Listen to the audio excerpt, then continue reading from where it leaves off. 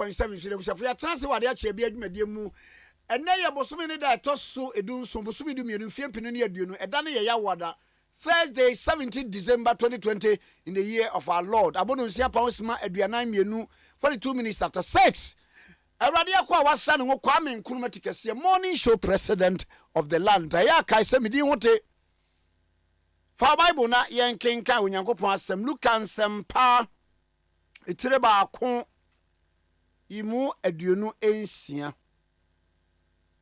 The gospel according to St. Luke chapter 1 verse 26. The gospel according to St. Luke chapter 1 verse 26. Yenti onyankopon asem. Na bosomi atosunsia ni mu no. Onyankopon suma wobofo Gabriel ko Galilee kuro bia wo frɛ ne Nazareth. 101.7. Ababa wabia wodina ma obarima bia wo frɛ ne Joseph a ofri David abusua mu awade enchen. Na baba wani din de Maria. Na obofo ne ba ne nkyɛ be kan sɛ ma wani nye wo a wadom wo Awurade kan ho. Na nakoma tu nsam no ho na wadwene wo sanchia be nie. Na obofo no sin sɛ nsuro Maria. Wanya onyankopon ho adom. Na minti verse 29 and 30 no bi. Na nakoma tu nsam no ho na wadwene wo sanchia be nie. Na obofo no sin sɛ nsuro Maria. Na wanya onyankopon ho adom na hwɛ wubenyi nsɛn na wawo obabani watundin Yesu obaye kese no wafrɛ ne de ɔwɔ sosoro no ba. Okay FM 101.7. Na Awurade Nyankopɔn de n'agya ahengua bɛma no na obedi Jacob fie so hene daapem na na hene etu ntwa da. Verse 34 ɛna medi ewie verse 34. Na Maria si wabafo no sɛ yebeye dai na abam efri sɛ minimo be mabia. Na obafo no buase ne sɛ honhom konkron ahoden ɛbɛba wo so. Na de owo soro no ahoden abɛkata wo so. Enti na de kronkron a wo bɛwo no wo bɛfrɛ no Nyankopɔn ba. Amen. Mini obema bia. Wo sha me nkom se January me start yesterday adwuma kura me nibi. Okay FM. Oh. 101. Enti se si akura no. Se ka akura se so se meto ka. Ka ye 2500 Ghana cedis kura no a. Se me ti wei. COVID ba ye the whole year me nya adwuma da it is a car kwa no 500 Ghana cedis ya na say all the champion me nya sika nto we be dey na abem hospital be bia makobia ye kan kire me say awo ne de me ntum na enye yie yi trust no aye sei hwan ye sei we be dey na abem isan say ene fiewura ne ba ho anopa anu aka chem se bepem enumera me fa maya ochena menyim niema ena wo ka kire me se oh enru chena anopa na wayi uniema wodi ekochem ho self contained wodi kwa 3 bedroom apartment we be there na bem se me afisa se na ma ware me oba oh na mema no kura so obi amasi mi po kempese ma study no kakra kura hu sagi ni suban siti o nanka da bena ye be ya wade no hu nhye o ejide ye wo kai papa sofo we no mo be ye den na abem se me kura no he man ko gina MPB enso ye deniara me ye minister oh we be there na abem ena wabafo no se Awurade ahoden ebeba wo so honhom kronkron bɛba wo so ansa ne nyinaa ne sɛ ɛnyɛ baabi a wofire ɛnyɛ akura no se hɔ ɛnyɛ suku a wankɔ ɛnyɛ wo anyɛ fɛ ɛnyɛ sika a wo ne bie ɛnyɛ sɛ wasopa wɔ w'afoɔ mu ɛnyɛ adamfo pa bi a wowɔ ɛnyɛ maame pa bi a wowɔ dɛ sɛ honhom kronkron ahoɔden no ba wo so a wei nneɛma nyinaa bɛsesa nneɛma bɛsakra wɔ wiem mu nneɛma bɛkɔ yie ɛbɛsiw yie na wotie test yɛ kenkan yɛ a wɔse na bosom yɛ tɔ so nsia no mu no onyankopɔn soma ɔbɔfo Gabriel kɔ Galilea kuro bi sɛ wobɛ da bi a wobɛte sɛ man bi sister bi brɛ bi ɔmo sɛ menkɔpɛ adwuma bi nyɛ adwuma no kyɛ sɛ adeɛ no it's somehow undefined ɛyɛ defined koraa no a ɛnyɛ ade papa bi nyɛ adwuma bi a kuro ketewaa bi wo describe Galilea ne de keka ho was Bethlehem wo a woyɛ nkrom nyinaa kuma na adom wo na ebere ne wie duo no wonyankopɔn baabi a wotie afiase a woda kresu a woda mu adwuma enye no esu a wosun wonim address na ebere ne dura God's own appointed time no wobɛsoma nabɔfoɔ wobɛsoma yiedie wobɛsoma honhom kronkron wobɛsoma adɔyɛ na waba wo nkyɛn ɛmfa ho ne baabi a wohyɛ wɔse kuro bi a wɔfrɛ no Nazaret mu ababaawa bi kuro mu wɔkora wɔnyɛ tɔɔfo saa wɔnyɛ ne mmami musle queenfoɔ no bi na akɔhwɛ Mary paa mmɔbɔmmɔbɔ nanso sɛ na Awurade nim no na wɔse ababaawa bi na sɛ kuro mu wɔkora sɛ nyɛ bɔfoɔ na ɛba oni address ubebisa yɛnhyɛ de ho baabi ɔwɔ na wɔse saa ababaawa no wɔde no ama ɔbɛrima bi bɛrima no koraa nso hyɛ na nyɛ tɔf na ɔno koraa yɛde no ama no afei na bɛrima no yɛ kapentani enti afei na wɔyɛ peepee adwumfoɔ adwuma kakra na wapɛ sika na wɔde aba bɛyɛ Maria ho adeɛ na wɔse ababaawa no ni din de Maria onyame wonim wudin o enti oba straight ebra Mary ani nna no ho so wonim sɛ nneɛma nyinaa sɛye ani da so asa ɔyɛ ne ho wie nya yie baabi apem de apem no onyame soma ne bɔfo anɔpɛi baabi a woda bia anɔpɛi sɛ woda yare kete so anɔpɛi sɛ deɛ wobɛdie kora ɛden anɔpɛi wani da so asa deɛ aka kakra bi na nka waka na no adurawuro Awurade soma ne bɔfo anɔpɛi ama waba wo nkyɛn na nsɛm a wɔne wo bɛka no nyinaa ne sɛ wɔse na ma wɔne nye wo a wadom wo na obusa sɛ nkyia bɛni ɛyɛ onyankopɔn nkyia ɛyɛ asomdue nkyia ɛyɛ wɔgyea nkyia ɛyɛ nkonim nkyia ɛne onyankopɔn ɛde ma wanɔpɛi na ne no ɔbɔfoɔ ka deɛ ɛwɔ mu nyinaa kyerɛ no wieɛ no ɔse papa ɛwɔ mu yɛ nyame bɔfoɔ yate na deɛ wɔkan ɛbɛɛ dɛn ɛna abɛm ɛfiri sɛ menim ɔbɛɛma biaa sɛ bi meni bɛɛma no koraa na ɔde na no ɔbɛtom so ɔbɛware me no ɔnyɛ me ho adeɛ nti kronkron yɛ mu no mene no nhyiae ɛna ɔsi Awurade ahoɔden ɛbɛba wo so anɔpɛ yɛ Awurade ahoɔden mmra wo so ɛwɔ baabi a wobia Jesus di mu ɛna yɛabɔ mpaeɛ fagyidie ka sɛ amen yɛkenkan ɛfiri Luke chapter 1 verse 26 ɛna yɛkenkan yɛ ɛde ɛbɛpem ɛyɛ 35 na ɔbɔfoɔ no bua se ne sɛ Honhom Kronkron ahoɔden bɛba wo so na deɛ ɔwɔ soro so a ɔno ahoɔden abɛkata wo so enti na de kronkron a wobɛwɔ no wobɛfrɛ Nyankopɔn ma ɔsorosoro ni na ahoɔden kata wo so in Jesus name fagyidi ka sɛ amen. God bless the homeland, Ghana motherland, faithful and together. Hello my brother, hello my brother, hello my brother, hello my brother, hello my brother, hello my brother, hello my brother, hello my brother, hello my brother. Chibia. Ghana may be 2.1 na wamamba power jini Ghana hokane. Dear Chibia. Anya na magania magashia ni huna magawo. Dear Chibia. Well, Parliament members attending the sitting, make Ghana move. Hello, man. Well, Parliament members attending the sitting, make Ghana move. Hello, man.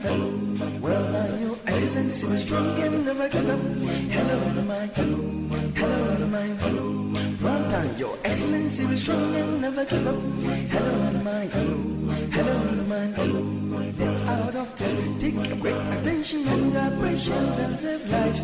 Hello, man. Can you say bye to corruption, bye to discrimination, bye to favoritism? Hello, man. Can you say bye to corruption, bye to discrimination, bye to favoritism?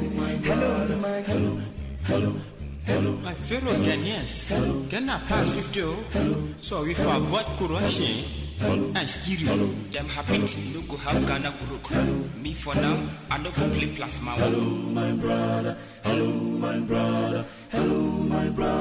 Dear Chibia. Ghana may be 2.1 na wamamba power jini Ghana hokane. Dear Chibia. Anya na magania magashia ni huna magawo. Dear Chibia.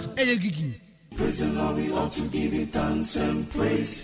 God bless our homeland, Ghana motherland, faithful and together. Long live Ghana. We gonna build Ghana strong. Okay, 101.7 Sunny Ebusian 4. Adia Chebia Mediano, ya chase, ya tenase. Na enena what pepe 24th. Next ye si brunya biano no. Na 25th no so Friday. Brunya no ebeye de bruta. It's answer 25th ye Friday. Na memory that was. Kwasi de nie. Na edwa de nie. Ni ehimsa na ye ko. Onyame ama afepa atoyen. Na ade chebia dwumedie se be o de pa afasle kese ema Vodafone. Na Vodafone for say wo ko send sika ama obiara. Wadawro ma bomodene. Na send efafa Vodafone so across all network. Until teku until sempoa. Until charges biya, that's what I mean, man. It's a hit, man. Nti Vodafone for semen kan kire o say sikano se so as many times I will send there dudu obi abesend there empen dudu obi abesend there no yento wodi ko network bia so yento kapre entuteku bomade na bra Vodafone so na make payment na kire wo do na ye contributions send ska eko Vodafone to MTN, Vodafone to Airtel, Go, Vodafone to Glow and the ekeka ho nyina yento kapre no an so dial *110# wa send the cash for free.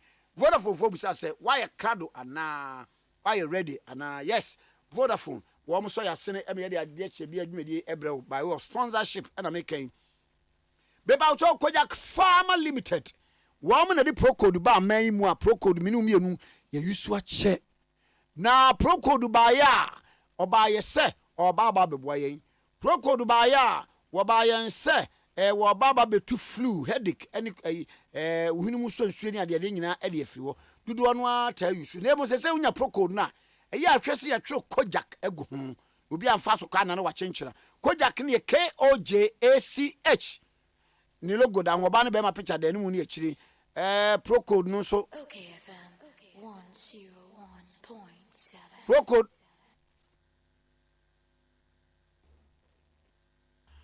Edi pacho se wunya procode no so ya spelling say PROCOLD procode and also ebo ha Kojak Farmer leading name pharmaceutical industries afei Kojak FMP toothpaste Kojak FMP mouthwash and a toothbrush come pa me pacho wo sin ahaw ebra wanum cold and hot drink ya me pacho ni nyina eye Kojak Farmer and a Kojak FMP toothpaste mouthwash and a toothbrush would be brush it be a who and one no a beco a year for 4 weeks.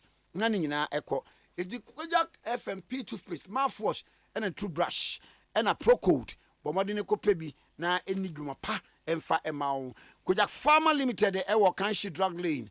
Na Ube Fre Woma 0244 674400 0244 674400 okay 101.7 almost so ade achia bia morning show yi wo me sponsor na the last sponsor no so enie Imboost herbal mixture. Imboost herbal mixture. Because say immune system ko from one. Yare bia malaria betimi abon san betimi agu san say wo mo ya asojafo wo wo body mu a wo fight yare bia pese wura body mu. Eti baba na ekonom ne koto bi ne benum. Imboost herbal mixture. So we the fear duro no kra no a kasa me hwe police ni aduro no. Police ni aduro number 1 immune system booster.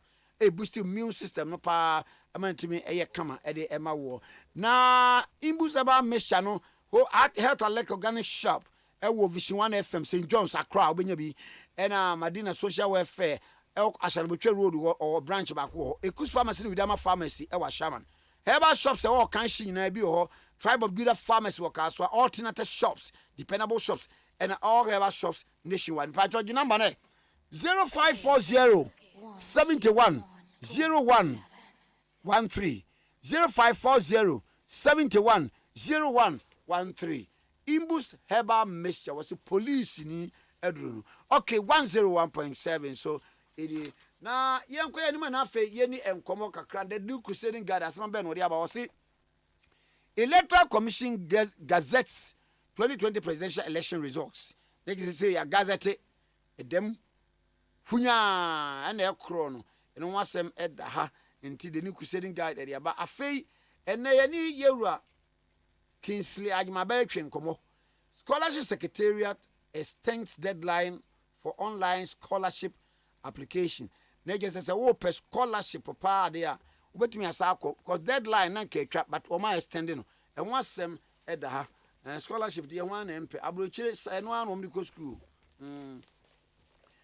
Daily Guide say EC Gazette Ekufuado president was say the Electoral Commission wa gazette abatwa ye 2020 presidential election enti nam ye bepa lawyer fo ne abusa se ye gazette bibia ase ne sei ena mo be kan so a ndisi amanyoko no so se abano akontabu anu a ye ne asepa fo kura di nkomo wo me akontabu a o mabuo no e kire se mampani mahama ene di nkunim na se mampani mahama edi nkunim na se wo mo se nka mo ye nkai ne ya nkai na se ya gazette a emremu no akogina pembe this all the court na se gazette awie kura no mo betimi asa akokan pin sheets no ene ho asem ye bedi wo nkomo na ya hwese de ensem sutie kantamanto gyato mu ho asem so eda ha ani nyina eye arehosem pa okay 101.7 so eni ba me fa we ntum se me pamcho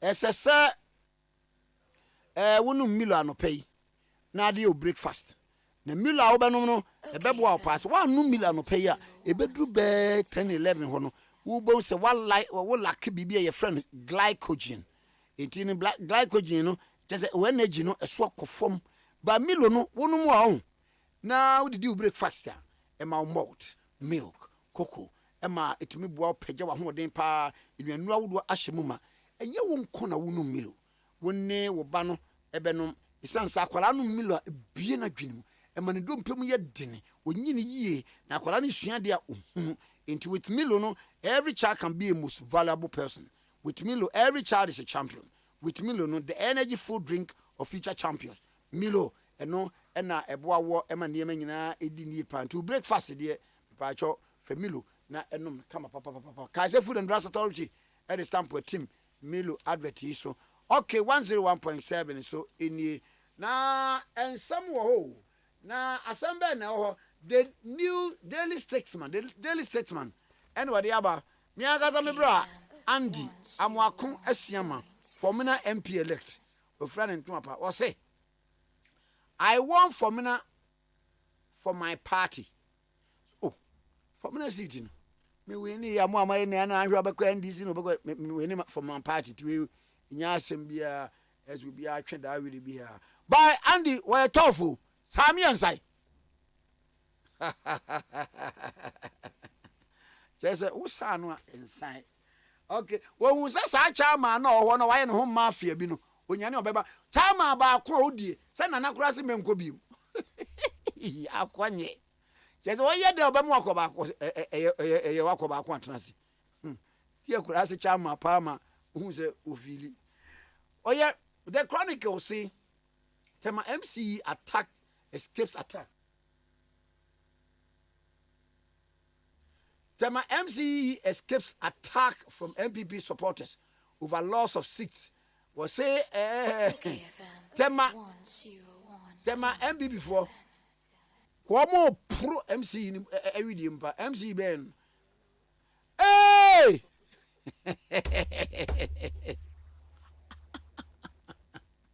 Nialan ananla akoi eye mudi eye eni mi pabo fry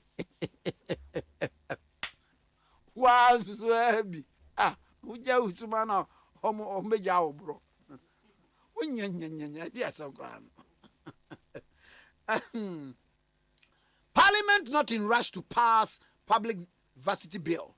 One Ekase speaker Ekase was said Parliament said the Nkrumah can say public university bill no one di milike ko pass and was so omunye bibia sa IDEC na kan kire ene afoforo kan kire NDC say ade no ke ba ya the way city mu fan court no so asem e da ha Guardian Times go to Supreme Court IDEC CFI advice and no your major general retired Nika Coleman chairman CFI was a beya at the end of the year yes patapa pieto ye de mara and a wuro me bu beni patapa pieto ye de mara na wuro intinka this in fanko court na court no hwe said ye bobre no se esitie afei West African Examination Council WAEC releases provisional BECE results ngwa no results om ko twe no was say what the aba the nina so aba and wasem edaha. Daily Graphic use judicial means to address electoral grievances.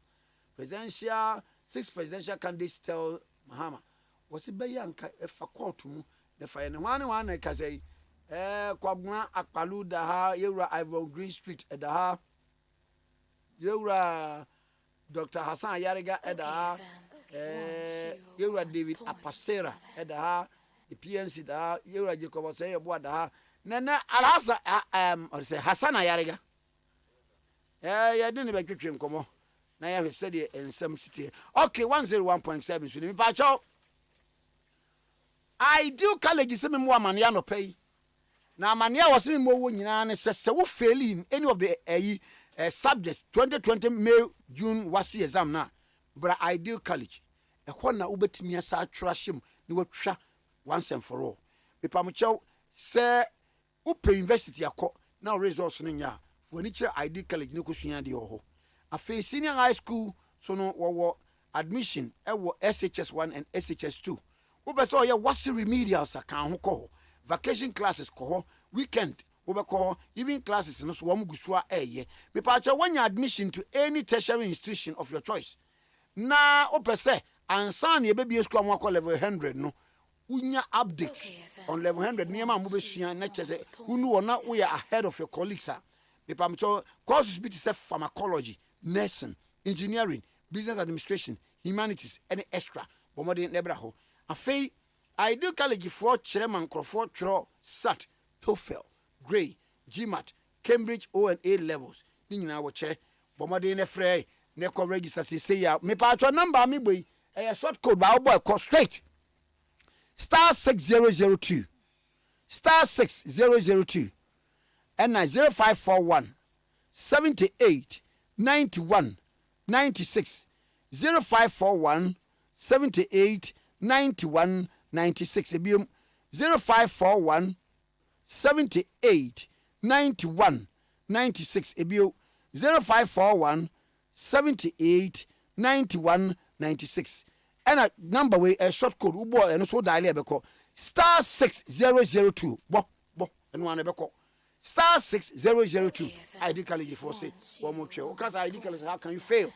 Okay, 101.7 so any onomanya for pious enam hagide deputy information minister me mochi wa fa beju so aboko rie ami adom eni mu bible patona muso yes e wo boko pa minister maba ho nchen a It is said there is a transition team.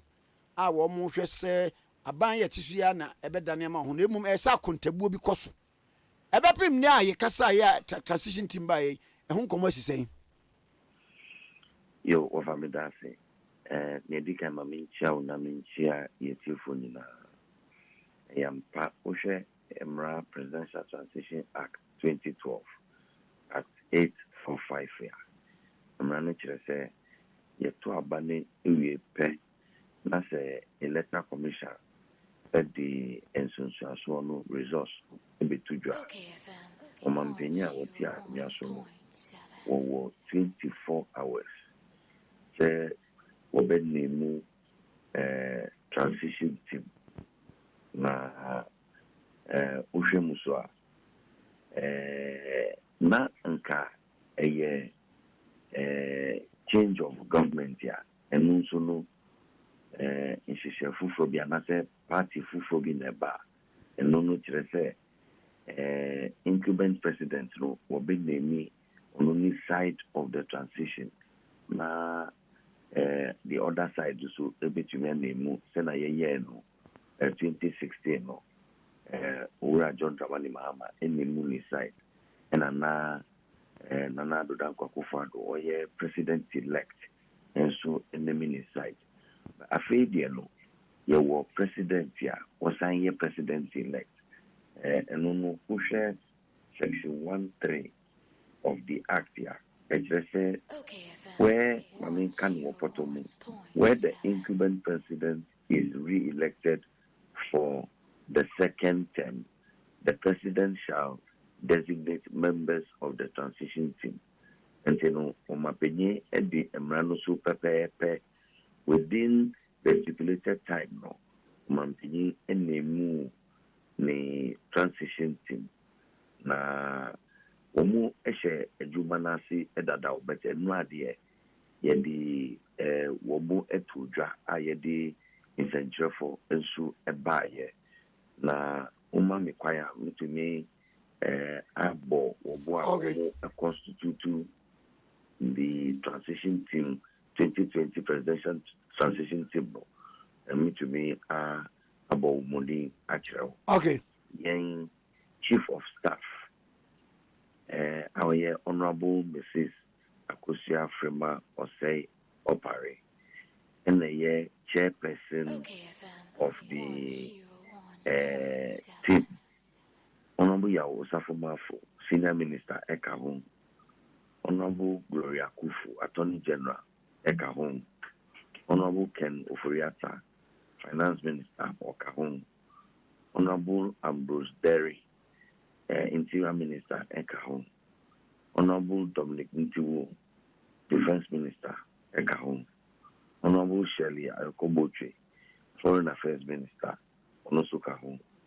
Sansuna, Honorable Hajia Alima Mahama, Local Government and Rural Development Minister, Onosu Ekahon. Minister for National Security, Honorable Albert Kandapa, Ekahon. Sansuna, Nana Kwesi Ajekum Dramana, Oya Head of Civil Service, Onosu Ekahon. Nana Dr. Atuata, Head of Dr. Nana Atuata, Head of the Local Government Service, Onosu Ekahon.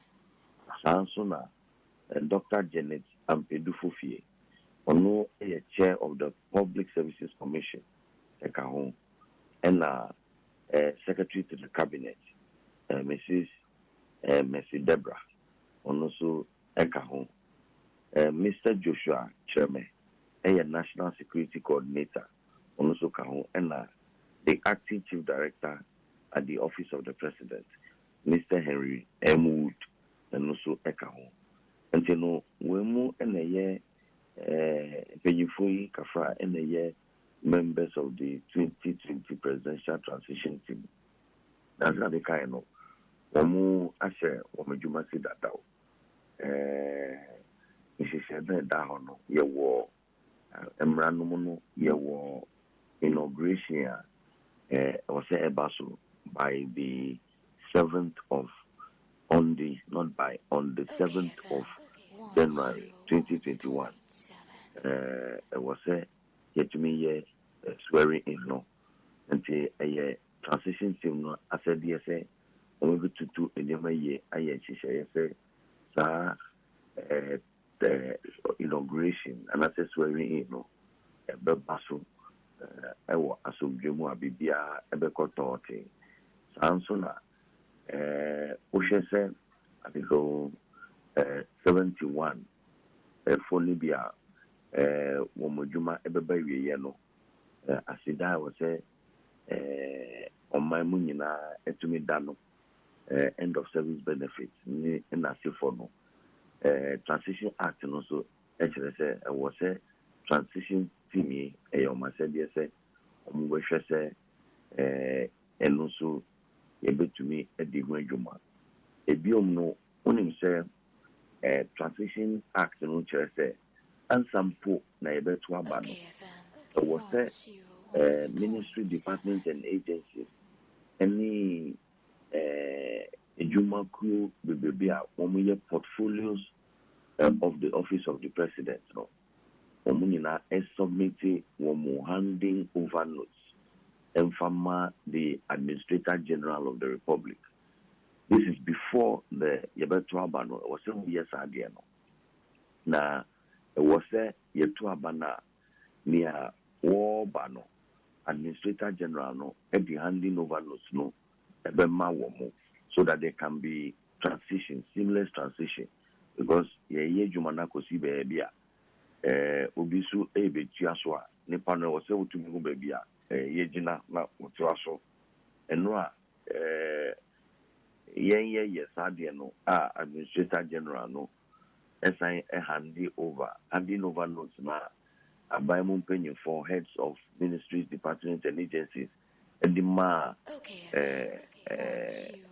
Administrator General, no, Administrator General, so a dying that documents, no, a demand transition team, no, and no, and also no transition team, no, embassy committees, be bria, sector committees here, or move and tenancy, I share in Kracha no more. Nancy Asadiano, and say. It was said yet to mention major issues, major policy initiatives be emanating from the handing over notes. No, I say yet to me highlighting now key results are achieving in the handing over notes. No, I say yet to mention Abia now your critical issues of attention for the next 100 days in Swa. I was say yet to mission. Now you were pending legislative issues to be who say answer the tenure of this first term everybody we here no. Now Abia ye share Emrabia say and I say I was say to me Eshemrabia we are in the process of it. Sadia ni no who share handing over notes no more ebe chire and you know ube highlighting now uba ye no say ube tuaso na wa tuaso na ye adwene mu no dia bebre wo ho a o say to me tuaso enu nte no we have to highlight those ones and no and ye adwuma ba ku bi so a transition team no ebe ye na ebiom there's a committee on the presidency friend presidency committee normally no a year assets of transfer of assets. Say cars you, say dan you, say abai ajapede bia administration be a usua. You have to transfer to the incoming administration. No, that seamless transfer. No, so no. That committee. No, and the na yaye entino impenyefono eyen sheshe enche. The leadership and the membership of all these committees here, the Merano Church was yet to me for me no, the Ministry of Information as the official spokespersons for the transition team no, the committees any leadership, any membership no, yedi baba betuja, and to offer ubisa ya ayampa enra sa inshemuno ekoso the one of the working meetings of the 2020 presidential transition team were the Chief of Staff, the Venerable Honorable Akusia Frema or say Opare Edano Uti Asabe Venetia.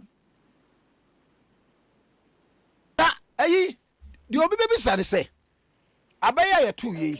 So sha and this Americo his excellency John Dramani Mama when you to mu on consider and now we shall na montuo the way omo quality pink sheet no near the ade no kra na one we bekwa wie wo court. Apart from that no kra ye ne asepa for to twin koma obu akonta bi kire ense so quality all the pink sheets across the country his excellency John Dramani Mama betimi a Ghana like 50.08%. Na nanya be 47%. Edu obaka say na mo pepre mo wan ko yi transition team na kire sa akodane a na mo kama sam say Wofa bibi endani se bibi be dani a agi say Supreme Court and also nhyehyɛ ɛda ho sebi o ɛyɛ emra na yɛde yɛ dwuma. Ghana is not a lawless country. Sebi enye nia na no den. And I say, Enya na holding. And I say, Enya, what you cheat mu, Sebi, and a yeti no way, Enya, Emrano, Ekano, and I yedi yejwa, Emrano na yeti, Emrano chain say, electoral commissioner, Eddie, Abatuo, and so the resource, ebe 2 Japano, a president out here could be so, who I said yes, within 24 hours now, we been naming transition team. And you know, Yendia, a Yamrano, and a Diejuma. Sebio, Abaya to men are watching me, a fin of busy or no, or quack or kind of badia, and no, no, serious political parties, maximum of 12 hours after the close of polls, you know. Serious political parties do na ehun baby omojina and na what we mean but sound so nim say ye fa police stations na edoso won and na wo san fa ayin kra no a oba offer constituencies na 270 na the police station bi wo kra bro 100 na wo kaka sa de nyina bom ehia arithmetic paa o fa na me kira wo say serious political parties within 12 hours results are free 38,000 and over polling stations in Yanano. No more serious no. Within 12 hours. Acha within 1 day, 24 hours no. Omo baby omwejina. Nti no omo womudi na wotwe yensa ene afena yeninam offices ya. Yepe collation sheet ni na sefo. Na what you mean say na say no na what you mean no echi no no e omo amasem ye de marano na ye dwuma me medical ka na in discussing the transition team no nganya de aka me pese me di amanyo MPP NDC amanyo sem ebe musa bebre because transition team edwuma ne de ye duty of state sebio ye oman no dwuma na ye nti no emfa hu se we MPP we NDC nia emra na kire no na ye de adwuma nti anka menya ya ewie no komodie na entiasie se eno no de emra no na de adwuma na yemfa nsin na amanfo entiasie se we have a working state and the government of the day any the incoming government no omo show adwuma se dada ye adwuma and there are no two ways about it. The president and the president-elect, Nana Dodan Akufo-Addo, or that way in Juma, one name in transition team. Yeah, Juma Pepe, baby, was say to me, a boom, Kunta, a Quakodru, ye boon Pepe, ye dear Sebi, and ye the dinner a cosro, and ye Sebi, the near Kosu one from Emuno, and no will not stop the laws of this country from working. And the Mrani de Yajuma Pepe. Yes, we had dim rason to Yajuma. Said we are no seeing change. Nasa, who per se discussing MPP ni NDC. Sebu, will busy media, mean Jim to move, mean Tim one say, obi akofa say ono no any mathematical analysis ni na se for na. And also no, I am prepared to discuss that, but quite different from the discussions on the presidential team. Oh, okay. Next year we are na afe ya benya a charitable discourse. E was sad no.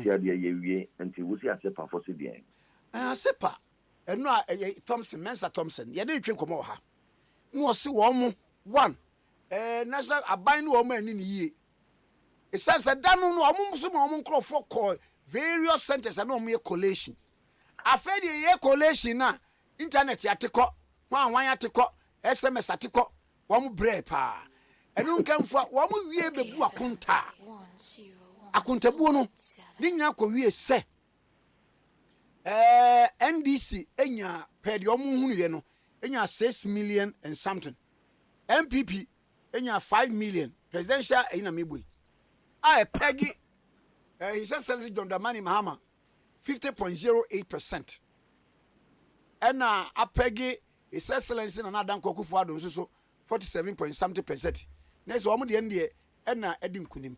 And mimi bisa senka adansi ati say die say ne no answer wo tabiri na court was we enye court is the last option. He said he okay.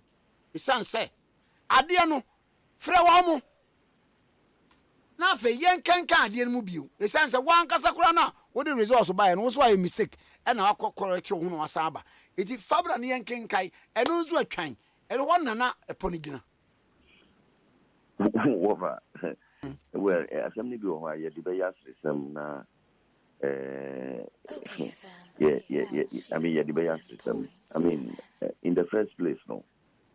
Court is not the last option. Court is the only option. It's not the last option. It is the only option. Yet to abano, now say the returning officer of the presidential election. At the results, no, ebe tuja. Wa wusi who wants a mokano. Yeah, can court them. There are no other options. And you know, mean, what authority in law they are relying upon to suggest. You could answer the Peter Bomo took no say. I don't see no ho. Yam fan chero.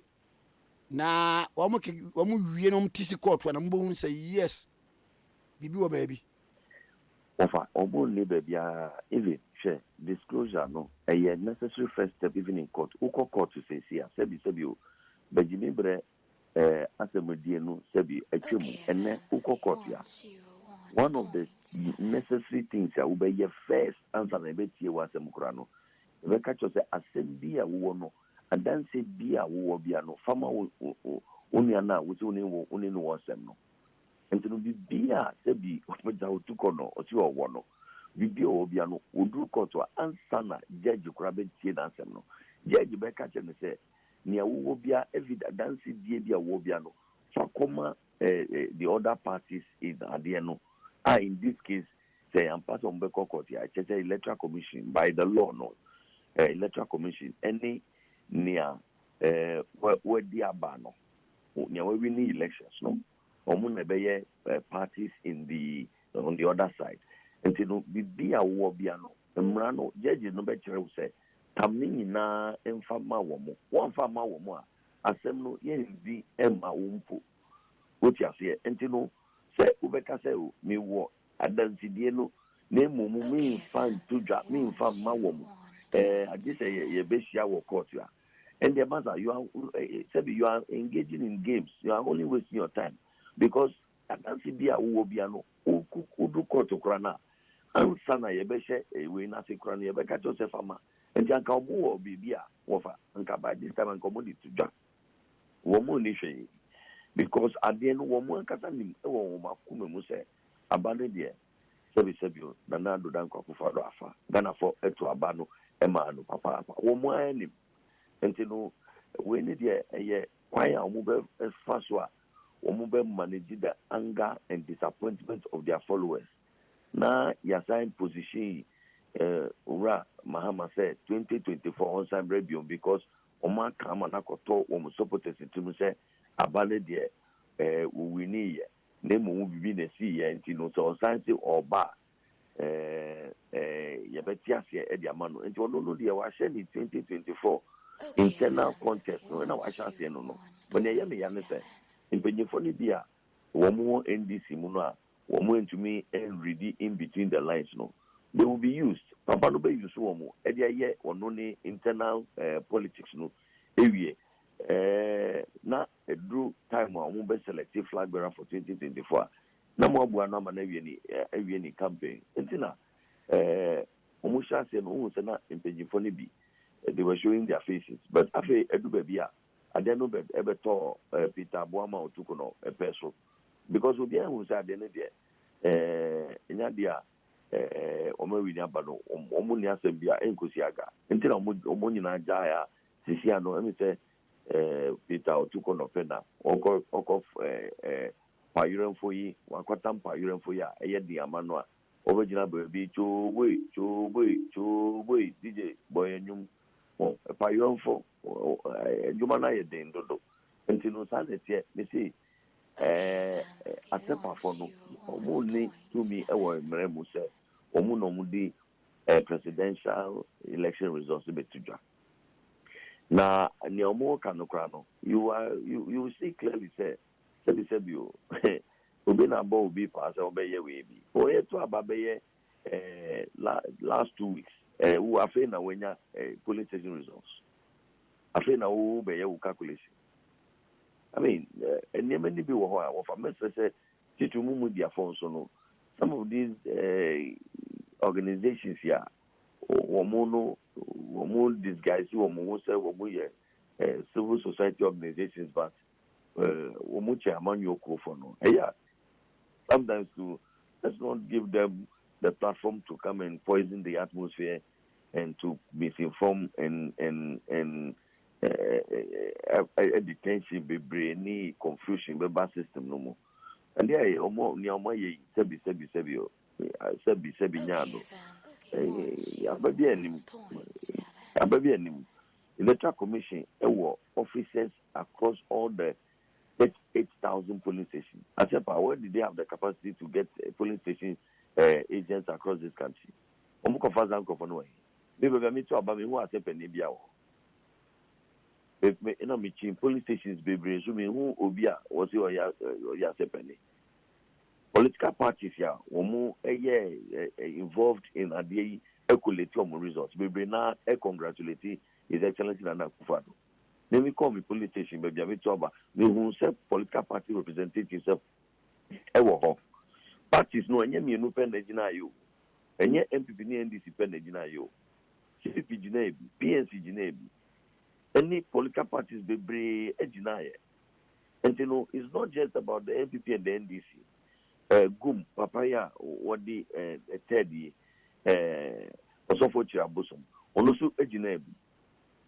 Onuka onya abade be kama and you know say na ni nkofo wa congratulate o mpanyin na do dan kwakufaro assign to ni na ekon ne ho congratulate emma no some of onu ni policies ya osusu say anka onu na wini ya nka odi be adwuma no odi policies bi ma wo mpanyin say so betumi dia candidate ho a nka betumi aboa. This is productive engagement we no ya manual I say Udi upe o maino kanko. Nye to me pre. He said chinchi kwa biaso Ghana for to Abama ukra. Upe say udi yembo udi say una we ni abano. Wow. And you know we are very confident about Njuma ya ye wo fem. And the verdict ya Ghana for edima ye no yasomu in all humility. Na sevu bia Ghana for kano yetie. Ghana for no HNC. They require more collaboration and cooperation at the level of the parliamentary engagement. And you know, some absolute majority na parties are etuminya NDC su enye bi pen, MPP su abenye bi pen. Ghana foresee sa absolute majority say ube wo do parliament, but o number no be bebre ebia ube susu say without the minority no ye betumi aye adwuma no Ghana force your mum pensa and your mum edan e majority in parliament pepe MPP for ye na ye dosu e wo mahye bedwe fie so be can say omu do so a be a figment of the person's imagination eye bosome kakasa na ye no kwen say ye kasa MPP ye 137 members of parliament. Ye sign one independent candidate ya obia nim say woni yen na be ye dwuma bom enti no odi kan wa ye 138 no NDC for 136 and ye wo sending west ya aka me jimedi say enani china ya no eno so ye be eka ho asem wi a me say no dia me wugidie say wo hwe ne course wo fam say obi abetam ballot box e dia dwane free police station a police for e ko hwehwe na ye ko hu no ba ye no na still no ne ye MPP for ye die no je say o ma pai ade no ye still no o ma say no nti no say obi ena onu ekoyi sales ni nyina ena ne okwakoye oye yi but nam say ye MPP for no de ye still no ekura ye nti o ma ntumi anye bi amfa nsan enhye ho biomu a eno no oji sade no tumu a enya de etumi ye ye nti me de me wo egidie say as we speak now uko seni westa MPP ye lidi ene uko seni westa ye lidi eno nti na be ma obi be tam ballot box say okwakoye bibi say staff yo so okodi or the paper ni bi ko tumu okoyi bi free mo ye de dem na wa ba be take lead over the majority of the people of Seni West near Omo channel enti ni de no worry shemu say be kan okre pan dia Seni West be ko e dia ma MPP enti odi kan wa na MPP ye kika ko 140 seats and that is if the independent Nippon also then we are getting close to 139, 140 seats. Yeah. I'm about to. And no, dear, the Boca Tandiaba said was it he won the former seat for the MPP. So what can? But the Mranomono want to be a cassette where MPP needs say, but a chess only MBA Juma boom. Because Kansas say or MPP near actually say was say yes I got to about because ordinary say independent and in India found yenim ye dada yenim say sebio sinning and the kabakwa wa some takrabi to me about but a yadi corona yedim ena yenim ye de wo so until ye da honorable Esiamano ye da na se papa ya be sha no o ye fantastic man until no sanet ye enti ye de enim se ba se be jefe so no ye na ye wo dom ye na ye kwa dodo no e wo ma se be jefe ena presidential so ye winning over 500,000 votes difference between Nana Adodankwa Akufo-Addo and John Dramani Mahama, over 500,000 difference. Last 2016, Nanado Enya 5-point-something million. This year, when you're 6.7 million, so it's about 1 million new voters. Every time Nanado Dankwa Akufo-Addo, HSA Jumapa, or yeah, planting for food and jobs, free SHS, one district, one factory, one village, one dam, restoration of allowances, Doom Sona. Egwe juma ayeba ye stop dum so eni nasi for bebre no sa ade aye nyina no asoga na fo ani a o ma extending ye mandate enti no abode ye tue sa gimmicks na aba no me di kan ka akra se hwe me nua nditi for mu nkokot omu ni case bia unim se sunyani we won se 30 man south omu di assembly akodan sunyani court omu sai ko yasem no Omuni bibia, omuni case bia. Okay. Omu try no mu koko to krana. They will abandon the process. Tina who can say and here he says John Dramani Mahama uncle court. Ani. Go quiet. Me can say me jin this omampenyin dada John Dramani Mahama ebe court. Between for say case bia, the only place I was say what you mean the corner a court. Okay, That's to me the media man. Say anka wo baby a o asem bi kan on the one finance and court, yanko can ho. But me no, me genuine, me Jimmy say uncle, because Nishi or court or Nishi or Kakoka. Nemu say, when you or near Freddy Yanata was it or court to Crampoa. Assembly obey abandoned. Okay, said 2004.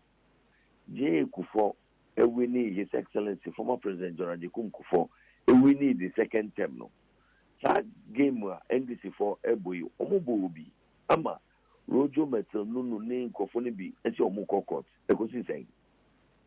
Assembly Court, and a man court in the view.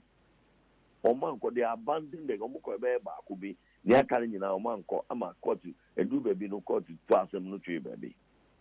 And one of Mobaya did they were radio Susa impose almost a more cockot from Minia may trail a Yahanya, a Yakro de John, and Cosiaga, or one say, or more fresh case no 1, 2, 3, or moon cobium.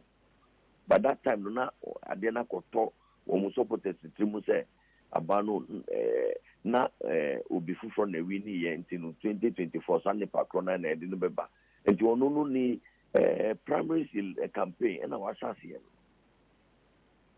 The primary campaign, oh yeah, Mr. Mahama, a smart man to that extent. Into the primaries, 2024 primaries campaign, our chassis.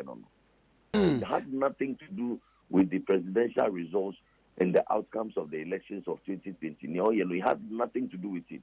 Only internal politics, our chassis. Okay. Brani, you better say no pain.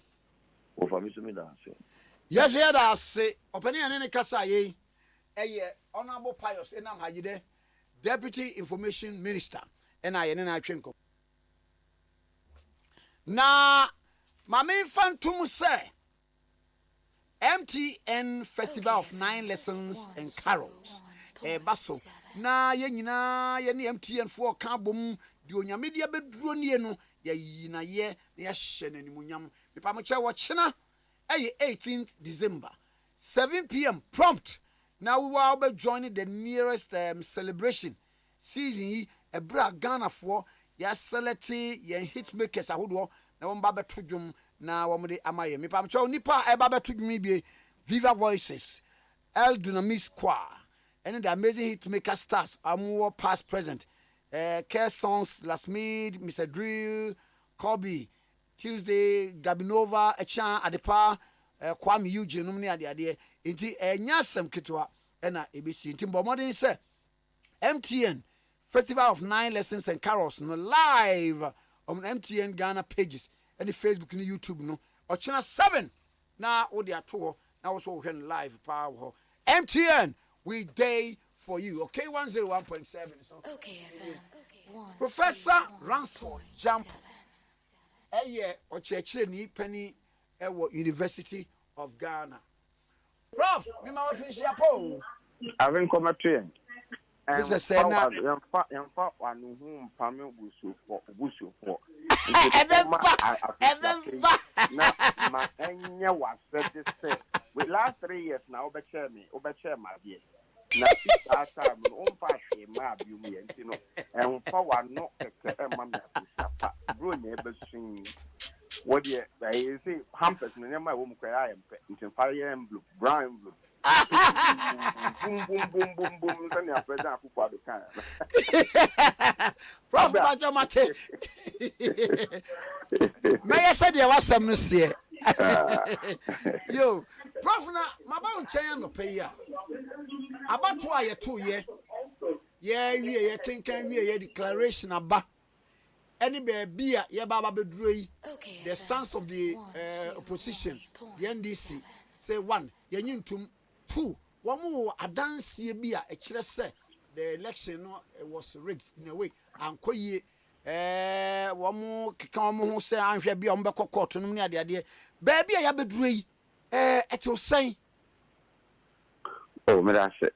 So, we are bedroi, the chef one you do. And then 1.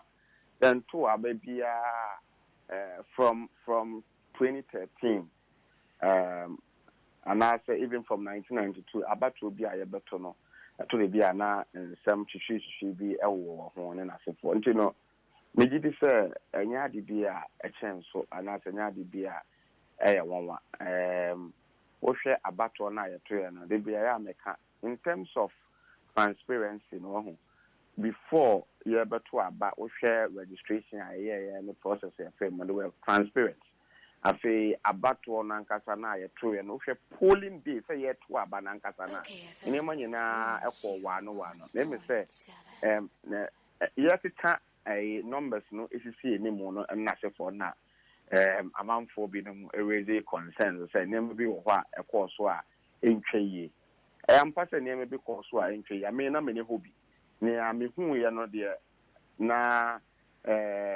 me deɛ bi di wani gye ekyire no deɛ mehu bɔne bi ɛwɔ ho but ne bibia na yɛtumi edi ekyire nti wɔn a ɛwɔ bibi a nneɛma nkɔ yie no a ɔmo di ɔmo hu ɔmo ani hu nneɛma bi a ankɔ yie no ɔmo nso mmra ɛnsɛ sɛ ɛyɛ sɛ ohun sɛ nneɛma nkɔ yie no na kyerɛ sɛ mafa ne saa dɛbi ɛsɛ yɛmmoa yɛ election administration ase electoral politics yɛmmoa yɛ democracy no so nti no obiara a nneɛma ankɔ yie a ɔfo sɛ ekotia no a amfa kwan papa so ekotia no ɔwɔ ɛho kwan sɛ ɔkasa ho anaasɛ ɔka na adwen fa ho na ne titu ne ehia no nso so no ɔfa mmara kwan so na ɔde seek redress nti no ɛmɛ sɛ nea ɛkɔ so no mom ɛkyerɛ democratic maturity sɛ ɔmo a ɔmo sɛ ɔmo nte ɔmo ho ase no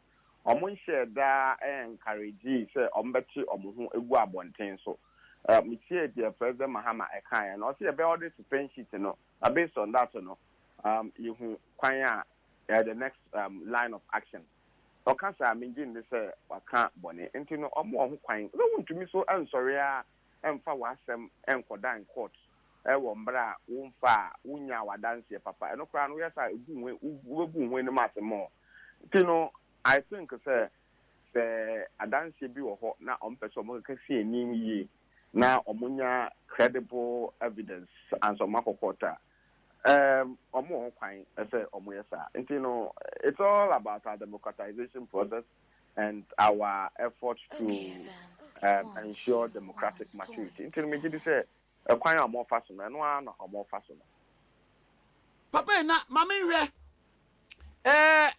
amanfo ese wonum fa nkɔ court and one sing and ka adian can do baby as a court, do baby as and ka electoral commission frɛ wɔn nanka wɔn so collation no de wɔn so ahunu wɔn say there were some disparities ɛwɔ bra ye collecting near the ade no akoma say na ye 1.4 million bedroom Nkrumah ye 1.7 million next say difference of 300,000 and what baba begu so miamia ahodo bi owa wɔn makeke ka dinu ko wɔn say nka we nka hia court die nie electoral commission musum die nie yen kenkan ho na te sen me say saa die nka saa die a anka say etumi eba wo mra electoral commission declare results but electoral commission declare results no ewia me say o kenkan mra na ade say court na hye no say omonsan enkohwe nya declare no biom ade say court na beye nti no madwe mu no saa semi anka ebaye omutumi ye no ntem ema omone electoral commission no dia anobabai before the declaration na anka me feel senka no betumi aye na say dia be edu a one gazette will be as elected. I think it's only the court na betumi assure mo say omonsan enhwe based on the evidence ebia omonti omwase no edebeba prof na say supporters of the NDC so they will not let their will to be subverted by any political party or government in power series of demonstration and so ho na eno no ade asem na abeka fa ho wadawroma na said them so that's so cost let me say guys and there be nya you that when was the last time I was demonstration enra na tamale no wa empotem ho enra me sure say a bit die say in 2013 after 2012 elections say amanfoɔ binom bɔ dɔmpem ɛwɔ ade ɔbra sport SSN nkɔfoɔ kaa na ɔmo yɛ demonstration kakra na asofo ɔmo yɛ kakra na ɔmo mpanimfoɔ yɛ imagine sɛ ɔmo kɔkɔ so nso ɔmo gyae nti no ampa sɛ nneɛma bi akɔ so na sɛ akyerɛ sɛ subvert the expression of their will naturally no human beings are not creatures of logic. We are all creatures of emotions. So I'm papa kachem na me did say apa itilo amanfo will be a bit emotional and na for na ye bet say ye omunhwe nea the flag bearer of the NDC na kan no me de asem o kan no me ni je ho say ye be audit ye pink sheet no na ye determine the next line of action. You know, omun take a cue from that. Na omuma adwebreo emra na yenhwe their decision because it is possible say Abia obe audit to think sheet be we no be want to say na wuni asem bia. It's also possible so obe audit think sheet be we no now legitimate concern na se for you know you be say omun di near flag bearer of the NDC no ekan no omun di so na omuma adwebreo enya den emra senior beya basa ebia enkosi e de chese wo koye demonstration no na se we eye gidigidi na se ye de asodafo ekokọ a ohun se asodafo no omo no they are not trained to give warning shot to also the nibia a training no is to eliminate threats a police for no mututu ehwe na omo fire tear gas as to a police for omo no san omo the soldier need onu dey to eliminate threat there be soldier need training no on tutu a warning shot so or threaten ade or ma warning to the enemy who you threat or you feel at once.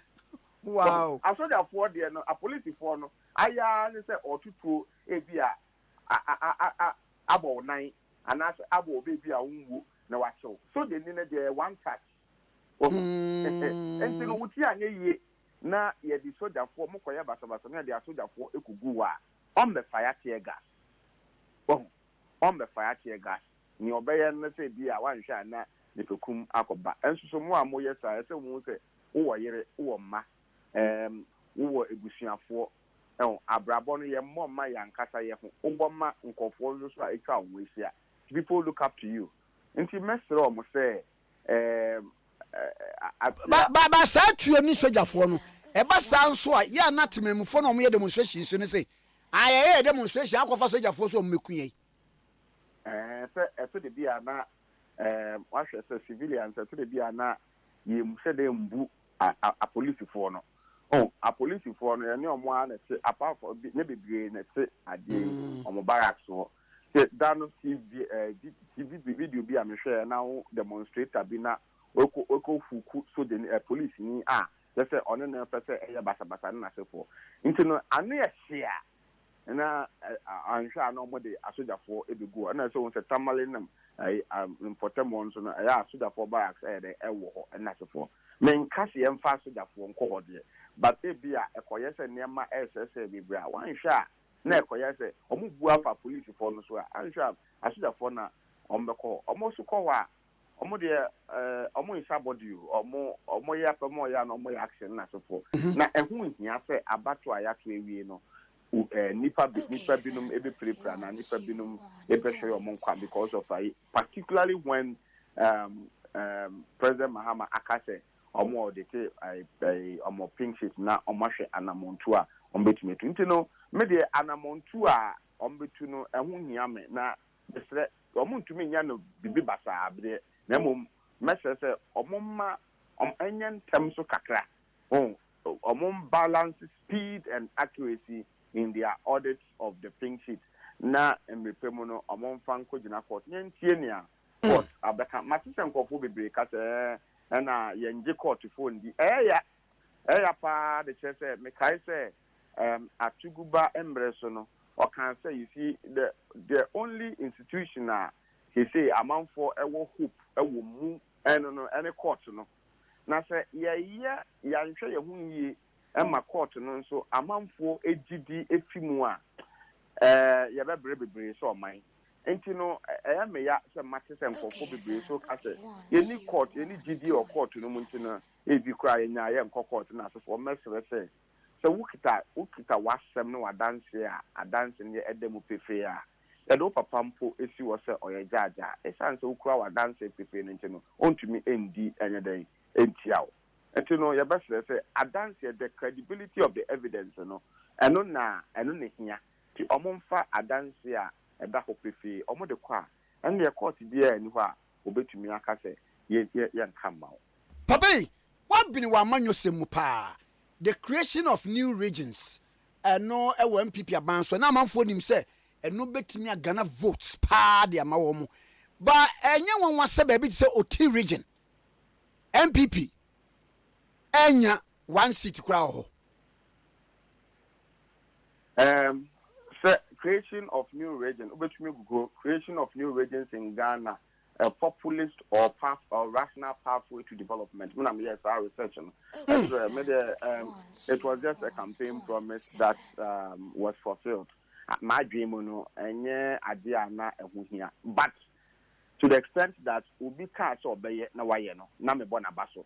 Meaning so what you say. And politicians, I can't someone or money. And so no way the cast obey anyway. And to be born about so, but creation of new regions and Katanam indeed this idea Pasobia also in terms of development or even in terms of bringing about votes. Because then why were they creating new regions? Almost say to bring about development. The agents of development are the various district assemblies. It's the various district assemblies that will operate within the various regions to bring about development.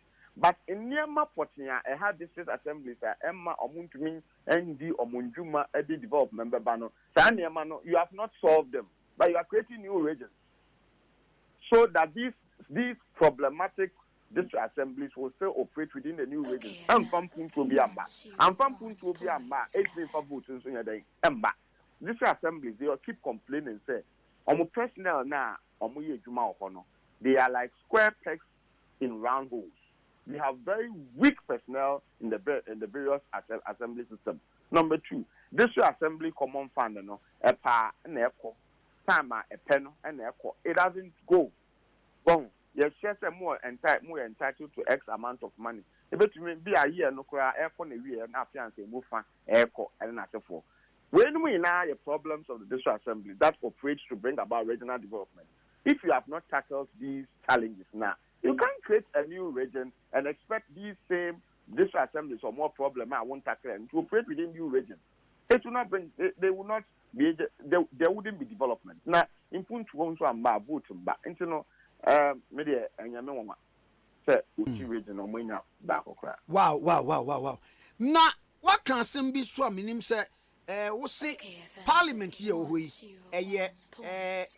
hang or near hang Parliament.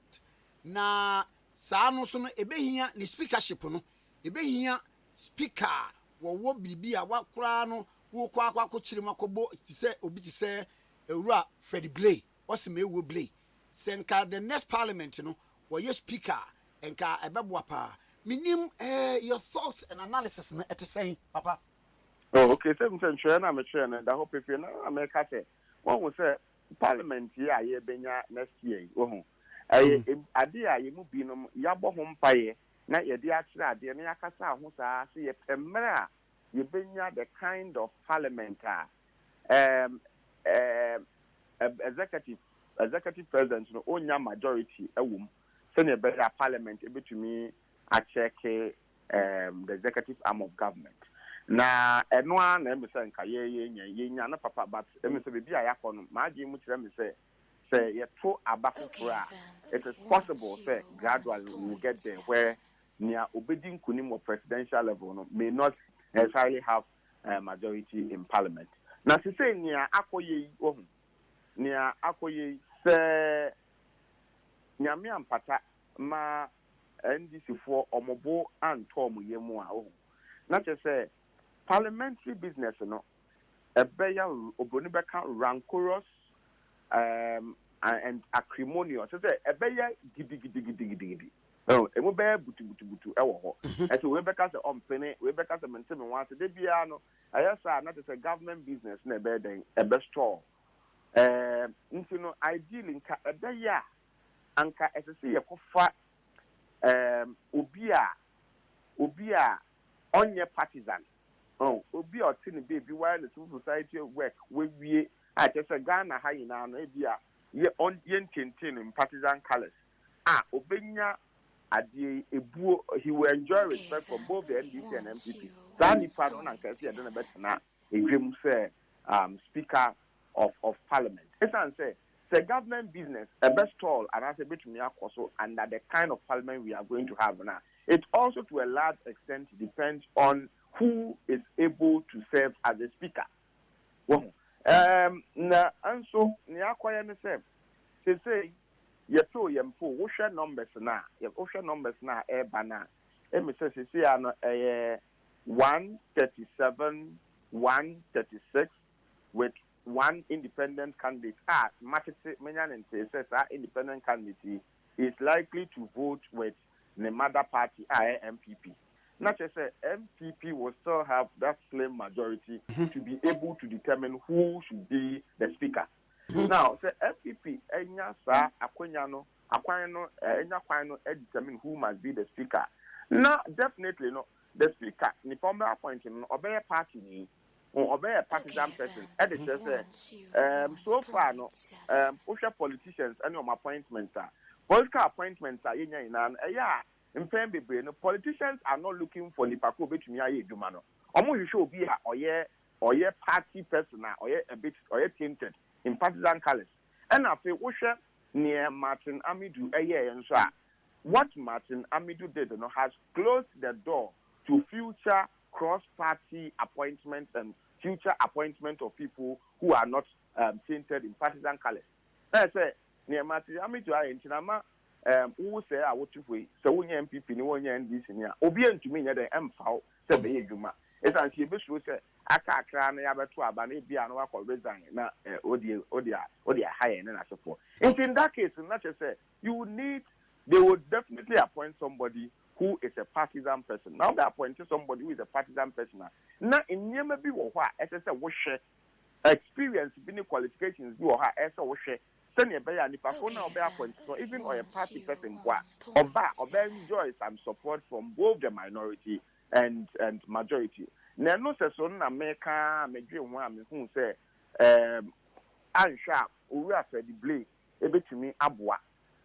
Miankasa efede bia mensam kan bi ohwa before say partisan do am nyaje, but me share the fact say in 1996 he played a key role in bringing about the Great Alliance. That Great Alliance no eno na ekofa call the late call Kensen aka by ebe running mate J Kufo enu echi no we need speak me seat ni seat ewo elembele ebeye member of parliament na eho no NDC for support no e ma no beye at the second deputy speaker of parliament. NDC for support no e ma no beye second deputy speaker of parliament. Not to say our support kakra ewo NDC mo enu echi no ogwaye 3 times member of parliament na or represent elembele and on 2 consecutive occasions, both political parties supported him to become first deputy speaker of parliament. Why NDC for supporting money second deputy speaker of parliament, and subsequently both political parties have supported him to becoming a first deputy speaker of parliament on 2 occasions. And which and ofi parliament and okoye contest as the MPP for first national vice chairman. Now first national vice chairman or contest no emunua na say afokonom nsam ebaye a suspended afokonom. Ya suspended omo na ohwe kiria ma MPP for it will win in 2016 elections. And as I say so the court assembly and them are a bit more overturn elections now. Then under his watch, Omar saying we need 2020 elections. After Ubashon for the first time, in the history of MPP's politics, any time MPP for win power beyond a year now, there is always a rift or conflict between party office and a buying. I was so there's always a rift between. There used to be a rift between the council and the MPP as a party when Haruna Eseku was the chairperson of the NPP. There was almost a rift between council and MPP officer. No, Odessa exama the same thing. Adi Afokunum timer the same thing. And I say for but under Freddie Blaine, no, I say, party no any abanya was no as of him I should she won't say papa. To my mind, no, and my own analysis, no, I have a feeling say, regardless of sometimes it's partisan or trances, no, it appears that he has what it takes to keep combatants at bay and to prevent people from clashing.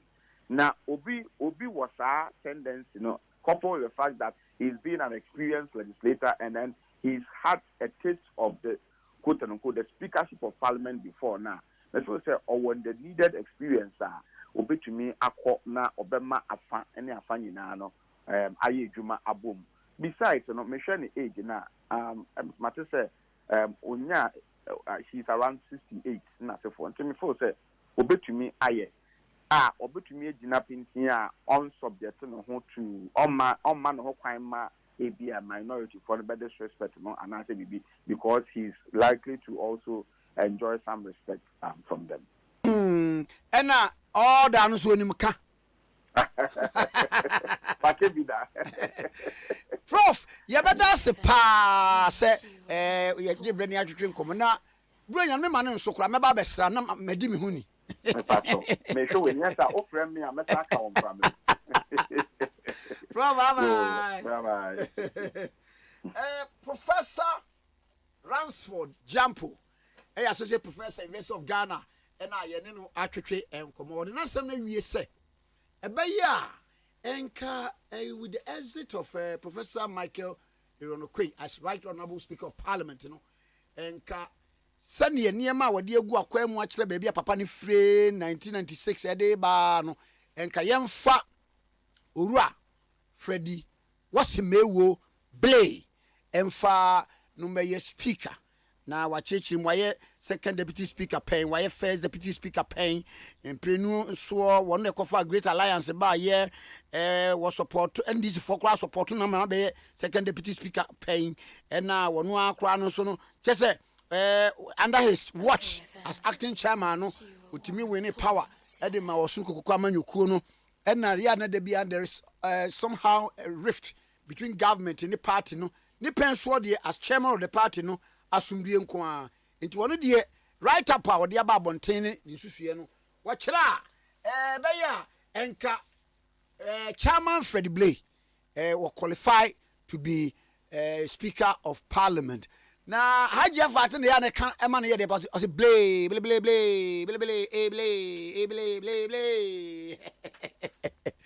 okay 101.7 so any lawyer Gary ni makomafo a prophet or sign a emerani wini lawyer me mo acha no pay you so that is boko said you kan ya na abamu Kwame said the wadaroma wanitua wani masem the kan no na abamu former no ya adwuma say bibia ne sam Ewa na nado watwaso from January 7th let's run in na watwaso bibia kini sana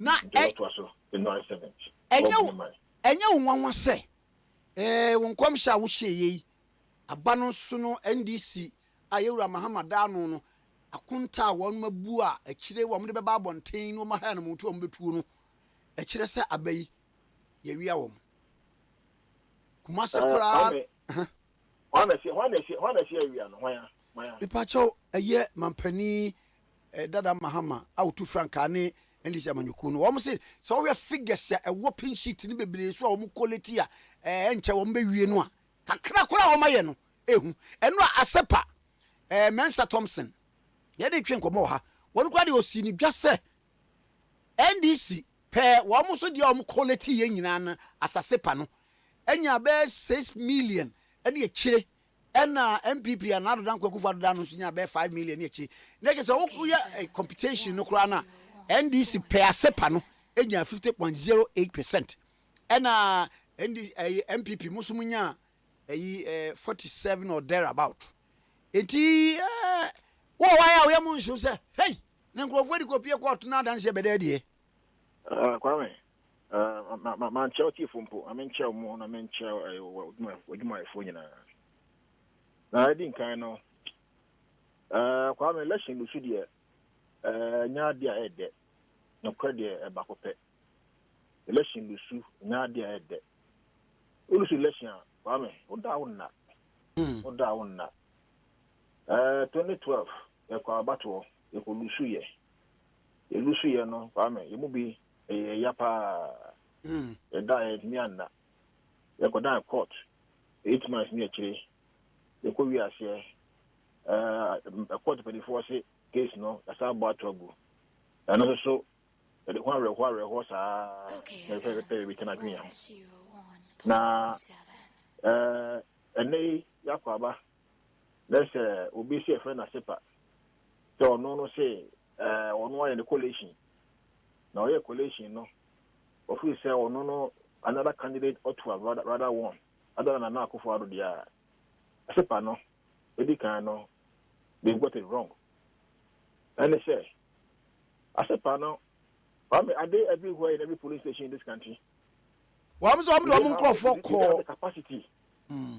capacity to be everywhere in every polling station via or my munina almost dipano election ko ye Kwame NDC for omo agent o be bia MPP e agent o be bia agent no ho na ato aba no before beto aba na kwa ye biemu adaka ne mu kama ye biemu hu si bibia enim na wia ya tutum ye wia ye bi abana ko gunga kaka we are my sorting out the valid ballot the invalid ballot they are better rejected nina mama kama nina kama we are the onya kase matro na the onya keto matro the onya hwe kwa matro we are na wojenta ono record the onya ye na wasane by ballot accounting kama we are ono odia police center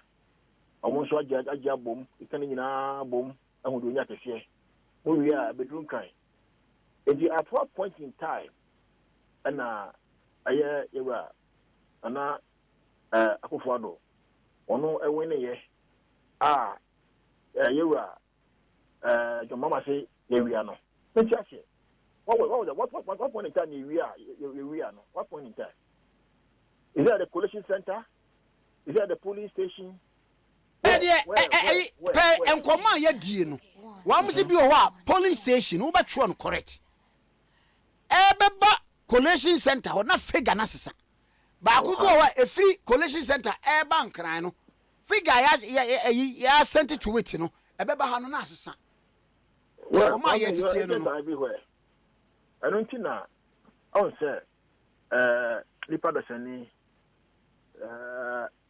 enim se ebia sabe fonso woni pa ho ebia fonso na de tene se embremu no for the constitution and emra fellowship nyina no aba bontin nyina na very clear e kire se ye to abani wia the presidential EC on ye returning officer e maame no maame je mensa on ye returning officer ono beka we declare wia we wia obe gazette obegati wia abe legal document wa wonti asie bia na se bia me fa na se eyo se figure bia ba no na o se ka wonya figure be different from another figure bia wo ho kwan se obeko court na eno kra for that matter no e Supreme Court na beko ko Supreme Court wa aja de penifo e bia so ebi enkono ebi edu baako ebi edu miensa omo nyina betena se omo tena se a na obo nkuro a na ode onyina so a ode bonku na akwa omo. And based on the facts, based on the law, and based on the evidence, what will be a compelling case? I was say, Abana Yatono, the almost son amount. No, obey president, or Madame amount. There's we cannot make any compelling case at the Supreme Court, as some no, or mobile trouble. And see, the Mechanism say, Abana Yatoy. We say we do so about and I must be very honest and say, we do so about because you can walk around the whole country. I was spending resources, energy, and time, and you believe that maybe you will have won. But unfortunately, the majority of Ghanaians say, "Abano ye diama you are an akufado on our 1 year, on our 1 year." And see, sometimes the healing process no, a bit of ye, a demonstration akra, a kakra.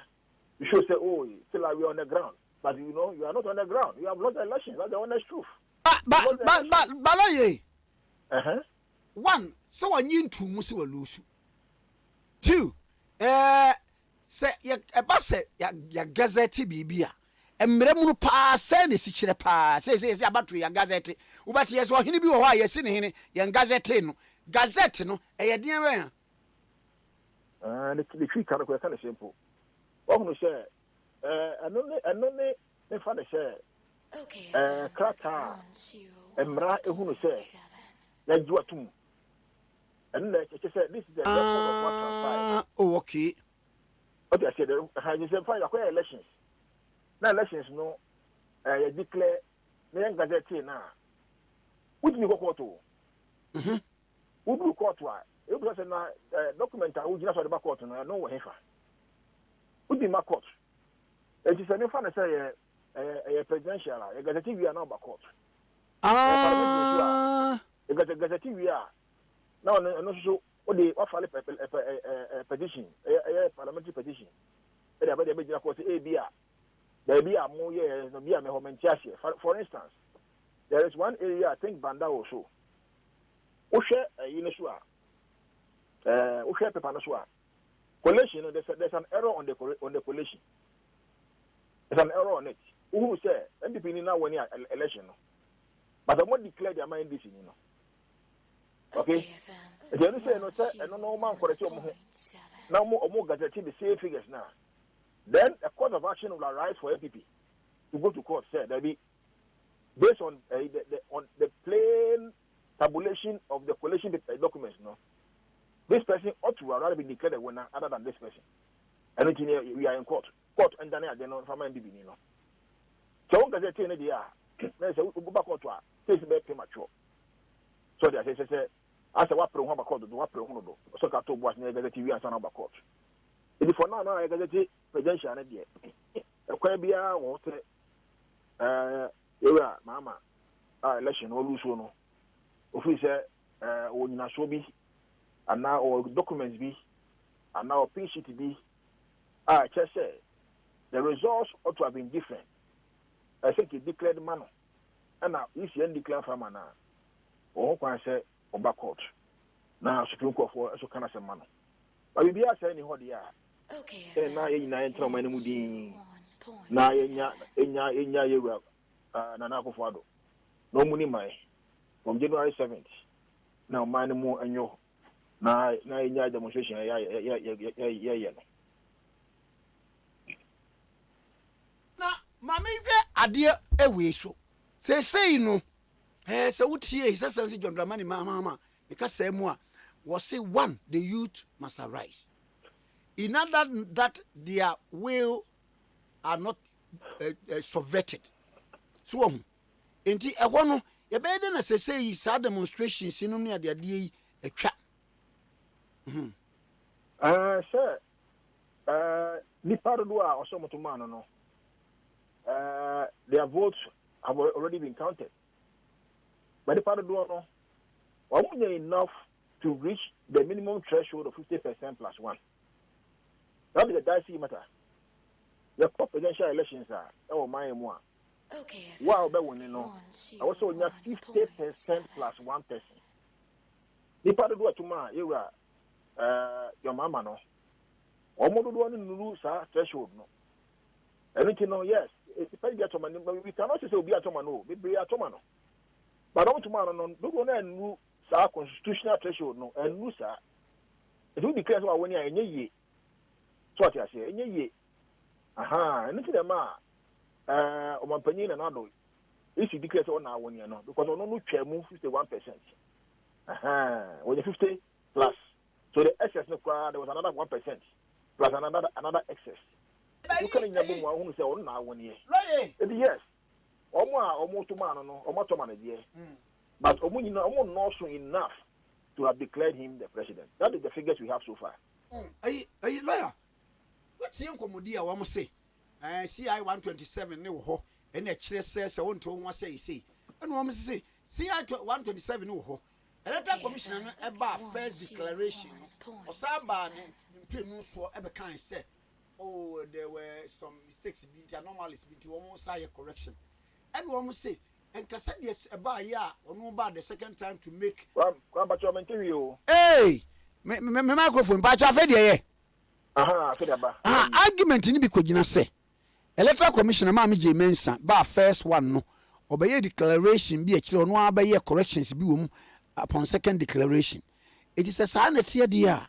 Enka we ni se kenya court asem according to the NDC ndo na ase enka frɛ wo mo ni wo mo so dia wo mo fa metoto ho se yesu dia ye hunu nie na fe yenye se reconciliation as de ben yenye forensic audit ye hunu ba bia ade nda pote rather than say be court no ade eno no wo so gye ni sei Kwame, there's nothing called audit in the law. We have see 179 there's nothing called audit in the law. Me who audit bia wo. Yes amre ye ni ane ye. Say yeah man is to govern or guide the conduct of the elections. Oh okay. So no, emrano awaye no. Emrano guide the conduct of the elections.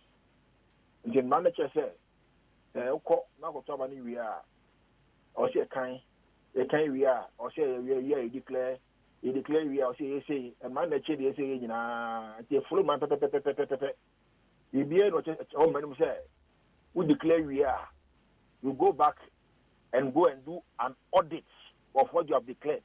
Ibie ni was the woman say we declare we na for that we I say one tiasia you go to court. If it is presidential elections you have to go to Supreme Court. If it's parliamentary elections you go to the High Court. Sada manachre and then also a procedure to follow. It's only that procedure that you can follow. You can't follow any other procedure. You can follow only that procedure spread down by law. That is the one that's true. And it's we say, procedure I just say no. What should there be? You follow another procedure. That cannot be the law. If you match the procedure, say we are, you say. So it is that procedure alone that can be followed. I don't know many said it for more lawyer for good and for honor. The lawyers will advise them and tell them, say, all the Canadian, any man, the man we have to go to court. And you know, they must take a strategy. Whether to go to court or not to go to court. If you want to go to court, you must come to court within a period provided for by law. So, go court, so now for maybe all the court coming by force. Now, Alaji Nisafuseni, send issue no so tay. Was it one day? Nke the opinion say he says Sensi John Dramani Mama, and so ebe buni my ewa fan. Now on running parallel government, but when you say the way a papa ni si juo no be sa, but one day what kind appear min kabuku bi a river in the sea. Ah, ko to sa de ni bi kura so wom. Itina nka ono kura de ko so go be so amane say. Onye on running parallel government, but Mama de you are papa ni si juo no onye. Alaji wan say ye. I say opinion.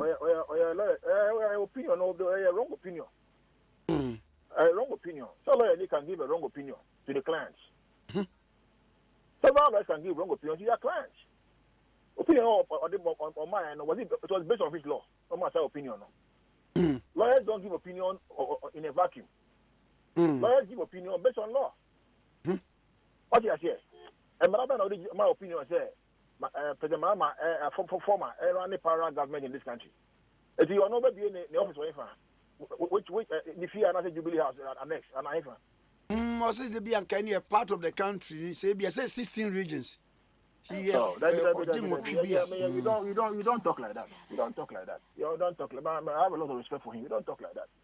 In any event, Kwame, you were another Lucy election 2012. No? Did he form a parallel government in this country? Oh, Debbie. Huh? Now say the democracy and can also or win or lose the election. No, also say commitment here. But for parallel government, it means me meet Nima. Now, me say Nima me Jubilee House annex. And John, I me running Ghana free. My ministers. A subversive statement. It's subversive. How is subversive? It's a way no senka. Maybe I say your friend Busan and some. I mean, not Jim would you say a friend Busan and some. Why he prefer that kind of opinion? Because every opinion that you give, no, as lawyers, no, we give opinions based on law. We don't give opinion just like that. We take the law, analyze the law, look at the facts of the matter being presented to you, and then you give your opinion. You don't just give opinion in vacuum. You know, the legal framework now is here and say, your election, where we are. 10 years, okay? What about you? Say now, by ye. What about when you know? Say now, by ye. As you know, here now, a woman will say, you can give an opinion, say, Obi Eje Olusua, or for parallel government. No, government, no. Run a counter to the existing regime. I ain't found a woman anymore. I ain't found a woman.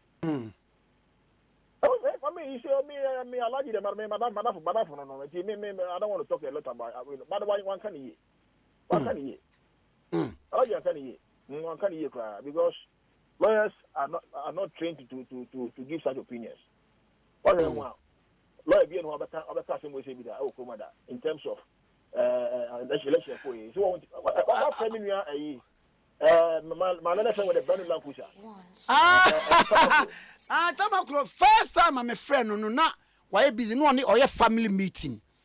Now the other ones. Kwame, you're quite election by maybe a body area. Maintain. Oh, sir. A body area, my friend, the phone and call. Hey. Oh, the phone and call. I should say, unless you have a question now, or I say, your mama, yet to man, or about when it. But some new year friend, why? I'm saying, friend, friend. No pay no, or so I be your friend on no pay. No, why busy cacranti. If you better than catchy, one more Egusu, one more a session near maybe a person in a cafe.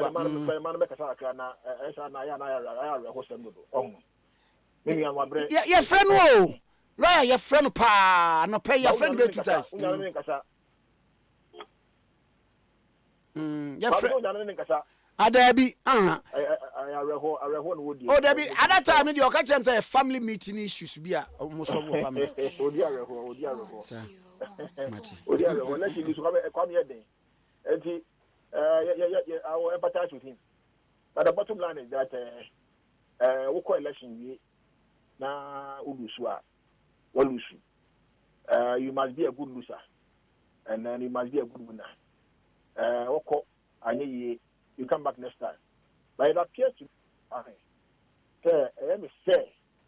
from what I'm seeing, 2024, you were ambassador. And Jim said, we know a preparation grounds for 2024. That is the impression I'm getting. Because, that's the impression I'm getting.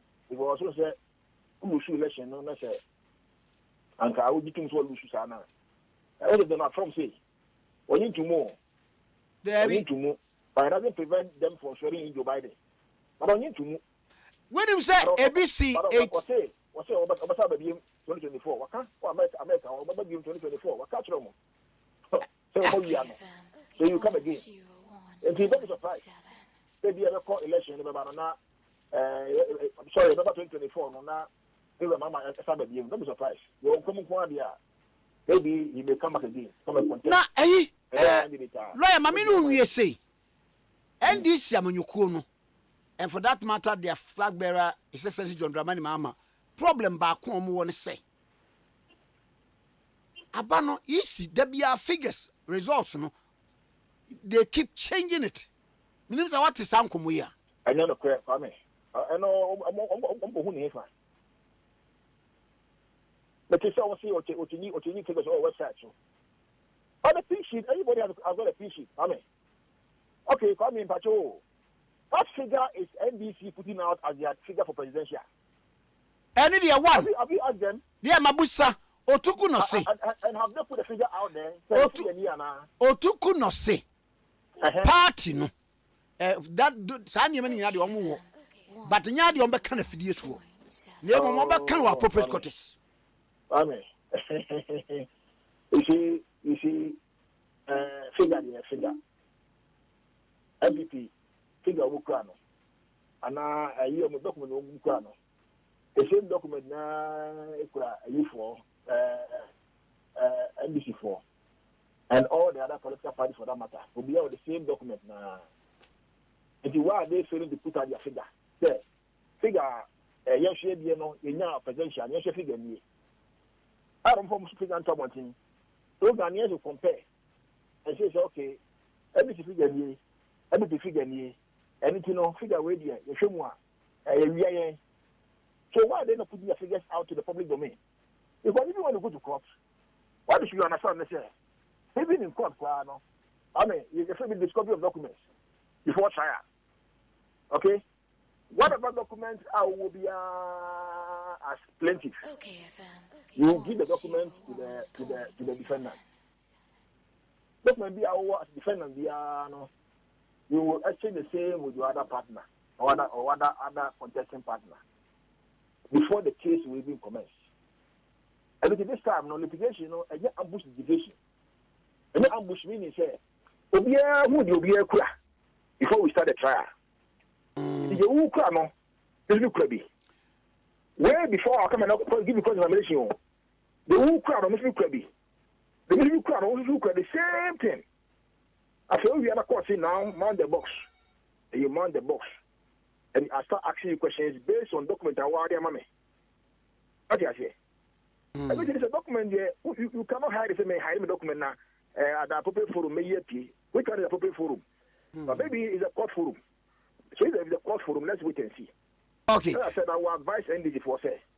I'm about to say I'm pampa. It's a compelling reason for John Dramani Mahama to have been declared president elect Omoko Supreme Court. Says so many Sobia and the Omani because demonstrations, press conferences, burning of ties, and all those things, no, it can never overturn the results declared and gazetted by the Electoral Commission. It cannot overturn it. Only forum that can overturn the results is Supreme Court. If indeed there's a compelling reason to do so, Moko Supreme Court. That is how we do in a civilized society. And you know what when you go there. All Lusu is you go there. Oh yeah, Parliament is ready, you go to High Court. So about for prepare to go to High Court, to challenge some of the results.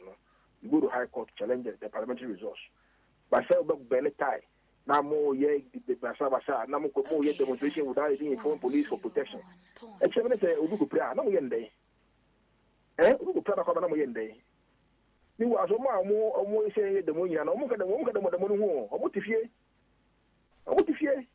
Sometimes we must wake up. Debio, say, Wamutifia Krana, Omonanka, Ebeba, Amabia, the only Jumanian, Juma, the only Daswanian in Daswa, and you know, Samimi, so me obi a meka demonstrators in ho a me and that swonenti and be a mayor sir and that's one nyina wo na akofo do mo nyina wo do mo obasum ma na manaka obi a nti obi anya abotre Kwame national cake no na na beche amanaka obi a so nti obi anya abotre na yanim so kefa ntwa ope ebi ene na anya yi ama wa echa be yi ama nti anya abotre na ye ko ya de bi na kira ko hwe wonkwa ko ya bibi na kira sebe ye ne biba na ye obehu ane se bia obi akotutie gas bi aya bia wo gane akotia hwe aya bia none of here let my vote count alliance this young man police okotutu a etanania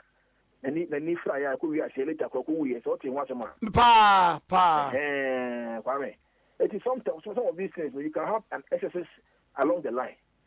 Oh, Madam, I'm only pleading with the people who are involved in all these actions. Catch a leader and say, the day, you say, I don't the money be enough. Your better be enough.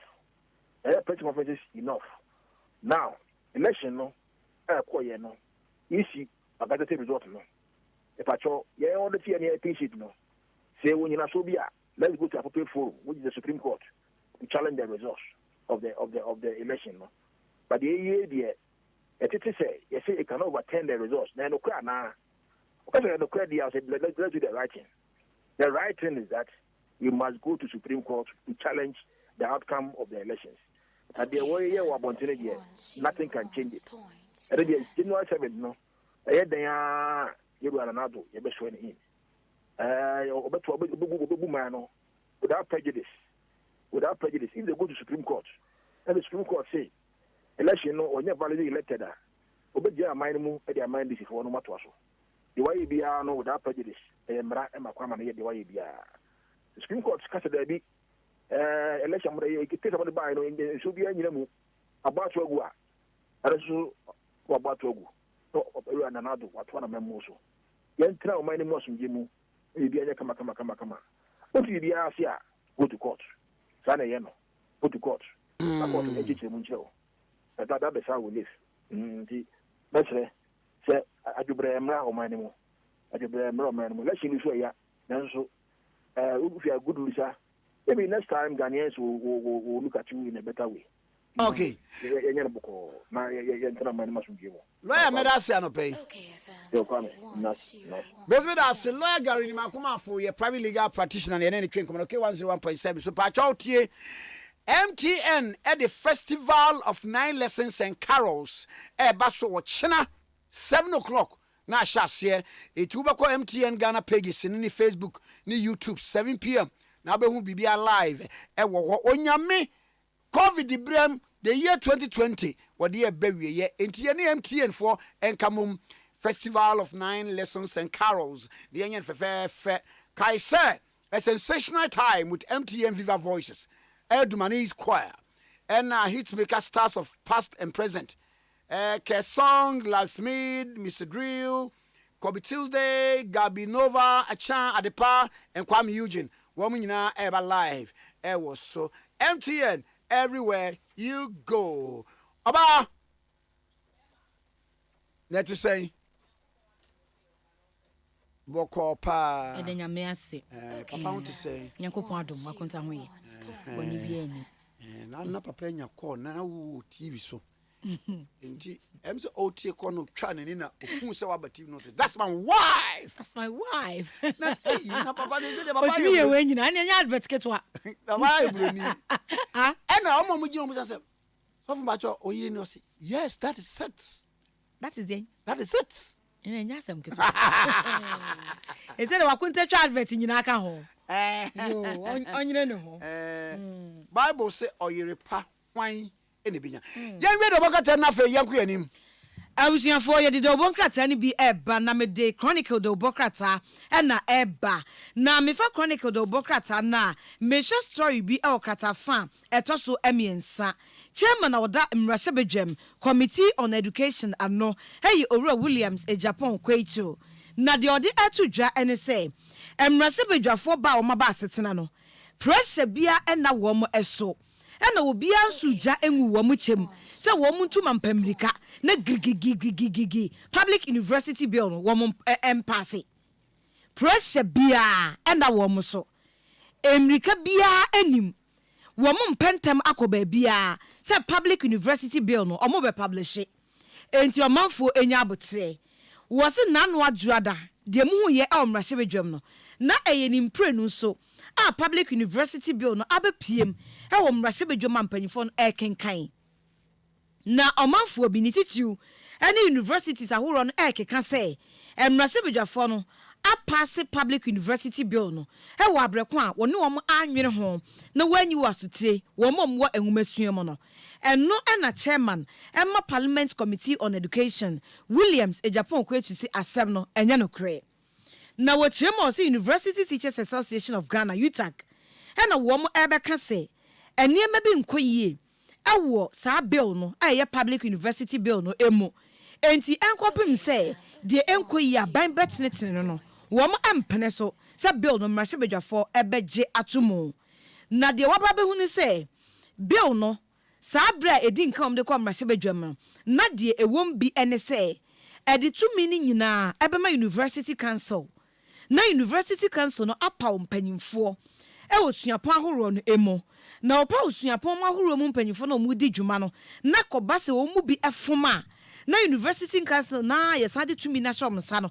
afaya sa mpanyimfo no adwo mu di bre no e de afiri wo nsem apam wo mo na eno na dom kuma e wo mmrahye bedwam any civil society organizations ahoro ansa na university community ne say mpene bill no ne fa e de tumi nyina ebehye University Council no ensem no eso enti mpanyufo enhye na wo monye emu nsakraye esanse ekoba ne saa na chese University Council no age fa hodi a mpanyufo a wo mo suapon mo ni nyina e de afiri wo mo ensem wo mo mpane saa e de haw ani oyene ebeba enti mpanyufo mpe kwampa mbetimi afa so a omo besiesie eniema enkoyie wo public university bill no emu ansana so mbaji atum ama baba ye mra omahwe atumi aye ne saa eno na chairman wo mrahye bedwam a committee on education Williams Japan kwetu say omatie saa asem no wasupam enti omunye so ombetum ampameka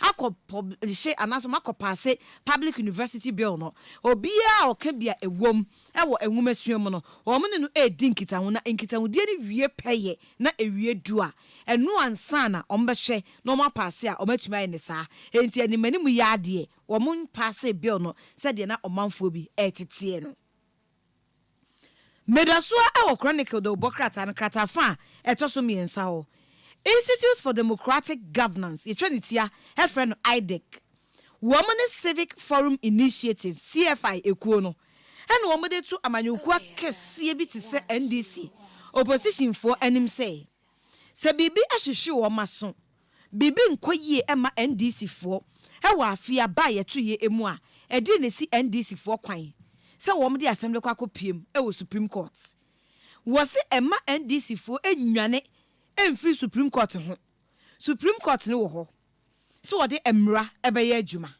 enti bibi chia ana bibi hwehwe wo maso wa ba yeto ye ho na wo mo bonyoso na wo mo da wo mo na NDC emfa assembly kopiem e Supreme Court Executive Director Emma Act Foundation any member Emma CFI ekuo no Dr. Angela Dwamna Aboaje any IDEC mpanyimfo and my friends and trofo nhia wo mo de afutu sema etisei Emma NDC amanyekuo no wo se ekoba ne saa ebetumi aboa papa amma pepepe ye akoso ewo memu na asumdue nso aye adwuma na nka koka bia ebia wo mbetam mra ahye wo mo ensem no ni nyina etuo atumi atwa enti omomfa asem no enkopiem wo Supreme Court no mo person me demonstration so a wo munti aprosifo na so aprosifo nyintum emom date enchi om said de omo betumi aye no afa e wo asomdue kwan so enumom ebetumi aboa esense wo ma omomfa asem ne nko court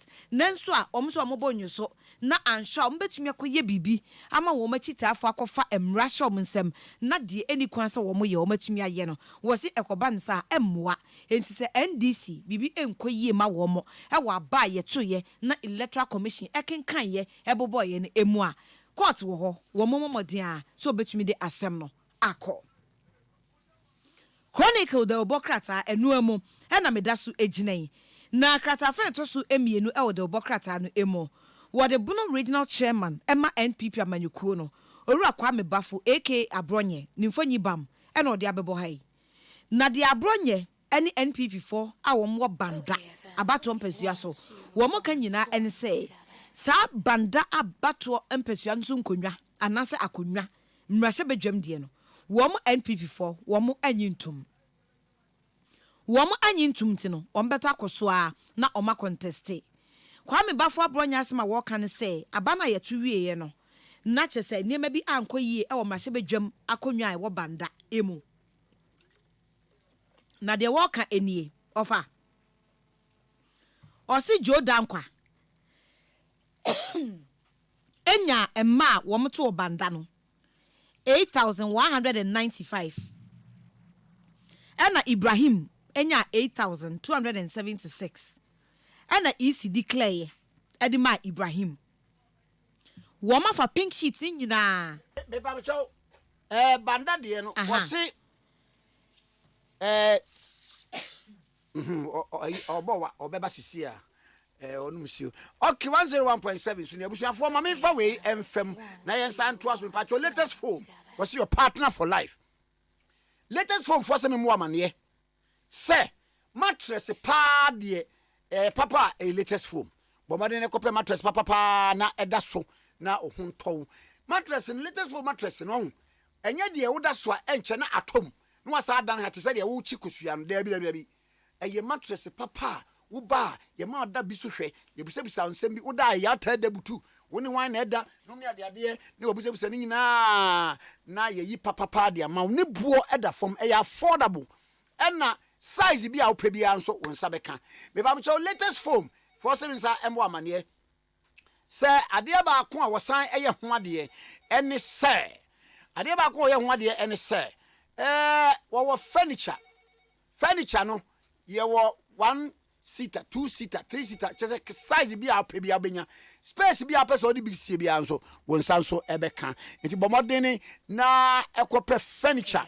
If you latest from what color be up, be on side beka. Your showrooms are running now. Okwa, one more ebetimia mobi, na etimi I come up. Who could do latest foam, so cotton mattress, and nasa furniture, a yabu midin. Mr. Simon, baby, I will be a mature no pay, and I'm Mr. Jamel. Also, minimum eye ano paper. Latest form, your partner for life. Mami fa we nso entwam na fe yensa enkoye nimwe. Na yento aso na yenkoye nim. Naturalin Company Limited.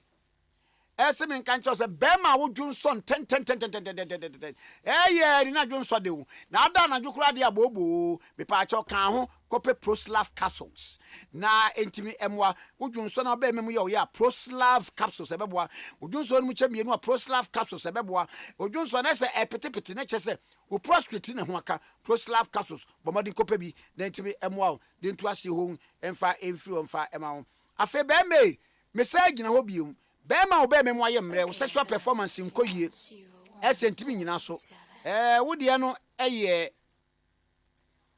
true man capsules bomodin ne kopa bi nanyi waste pain nyina mfamfiri wo eti wonu Proslav capsules junsom yare wa yase yire time ese junsom bi aka no ne ade na wonu true man capsules na etu eno so ba mbeme mo aye dini wotumi gboduma wo mpem wudi bu ani wa jemu no premature ejaculation nyina afi ho poor sexual performance and my do ho agro no nyina afi ho eno ye true man capsules be pa cho dinner capsules e ma modea dinner capsules no oba wo menstrual pain and now your menses are flow dodo and ese wo vaginal discharge ese wayase kikawo edu be ese rashes bi agugu akosua kumana no wodi no e dinner capsules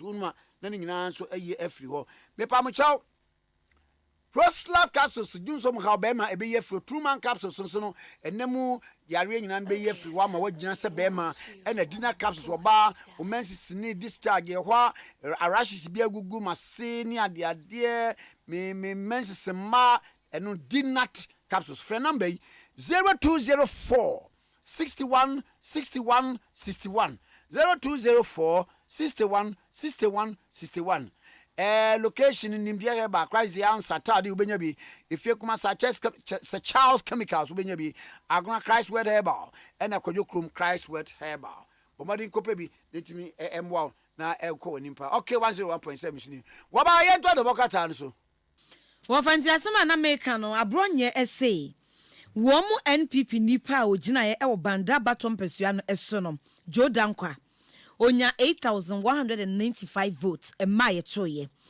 na Orua Ibrahim a ojina wo NDC amanyuko ni di mo no ye boss wonya 8,276 na we na womo NPP form wo bono ene banda empotre mu no wo ma fa pink sheets ni nyina akeka bom to ma yo calculations atiti bia film na om keka figures ni nyina boma ene nipa dodro a e wo so mo register ya wo mo to aba no emfa wo ma ya ba wo mo ba so be verification e ma e fa mo sorry of I for koye verification se bia wo kwato aba wo koto aba no wo ba do nse sisua yesi ampa oto no ho ai ebia figures no ho asem na mete ase se wo ka boye aha o se oma je calculation e wo pink sheet ne so or say diligence calculation and collation of sa results e wo 44 polling stations ni nyina wo maye ade special vote nyina aka ho e wo pink sheet ne so enso ye kekabo ma and reflect total sum na easy e declare enti enunti wo mo NPP for hu ni say ebra ye declare no sabre no wo ma hu saade eno ni asem no na sa time no so man kan mo man hu say and reflect total no pink sheet ni nyina so na ye kekabo mu wie no wo mbesa de collation center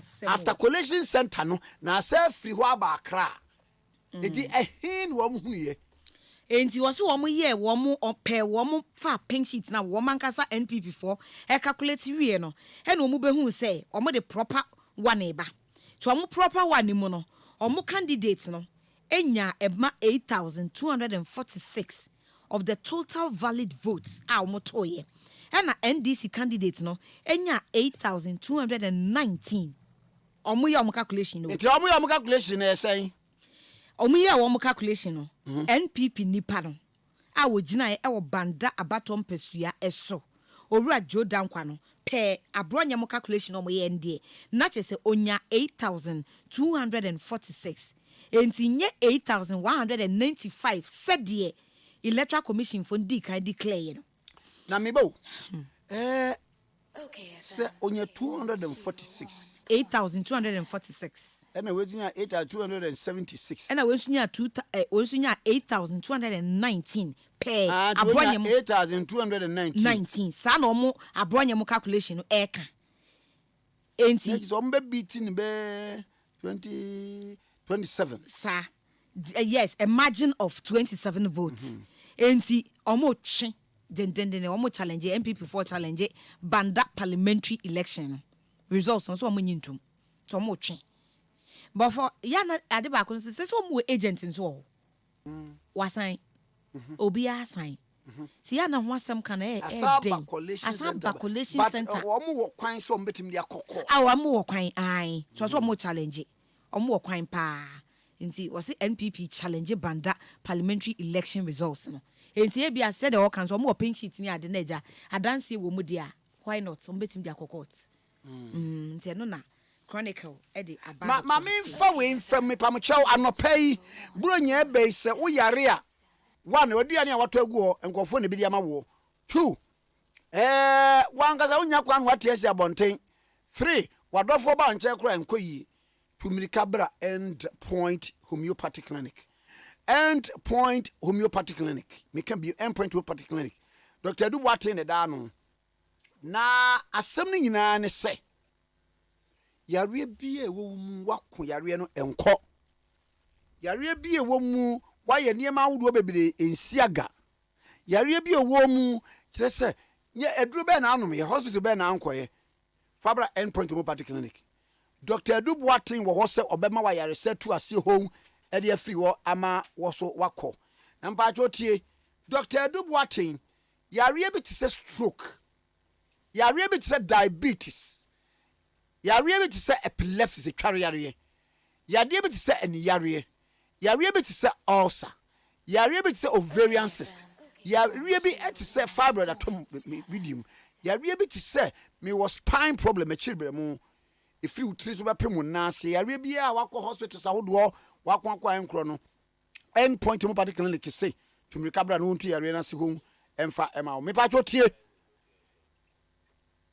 Dr. Adubuaten will be on Fanny Area Maho and San Franco, Sansa, what you homeopathy, Yaresa, and the Tuasia at home. Anymore. About you see if it is never baby a problem war. If you know, actually draw at the amount one man a drony homeopathy draw any side effect. I mean, no man needs to be in one of my bass. There be any side effect.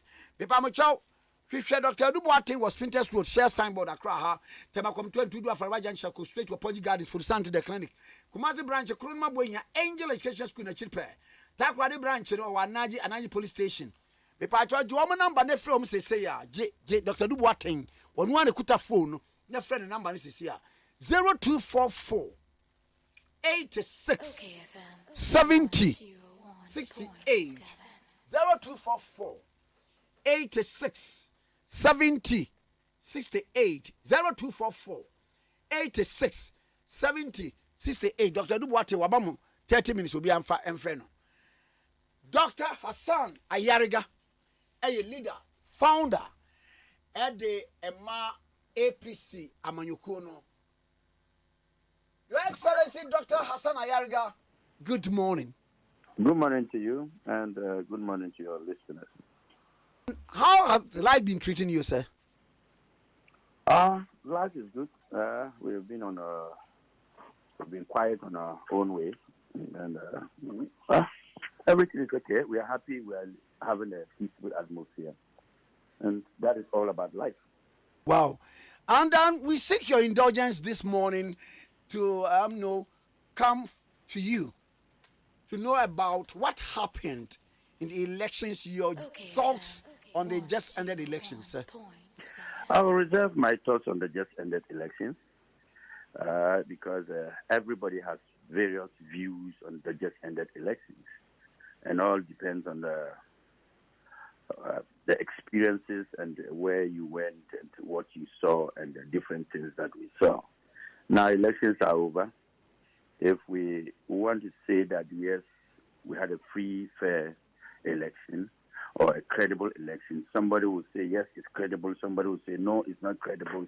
Somebody will say there were hinges here and there, depending on the kind of experience you encountered.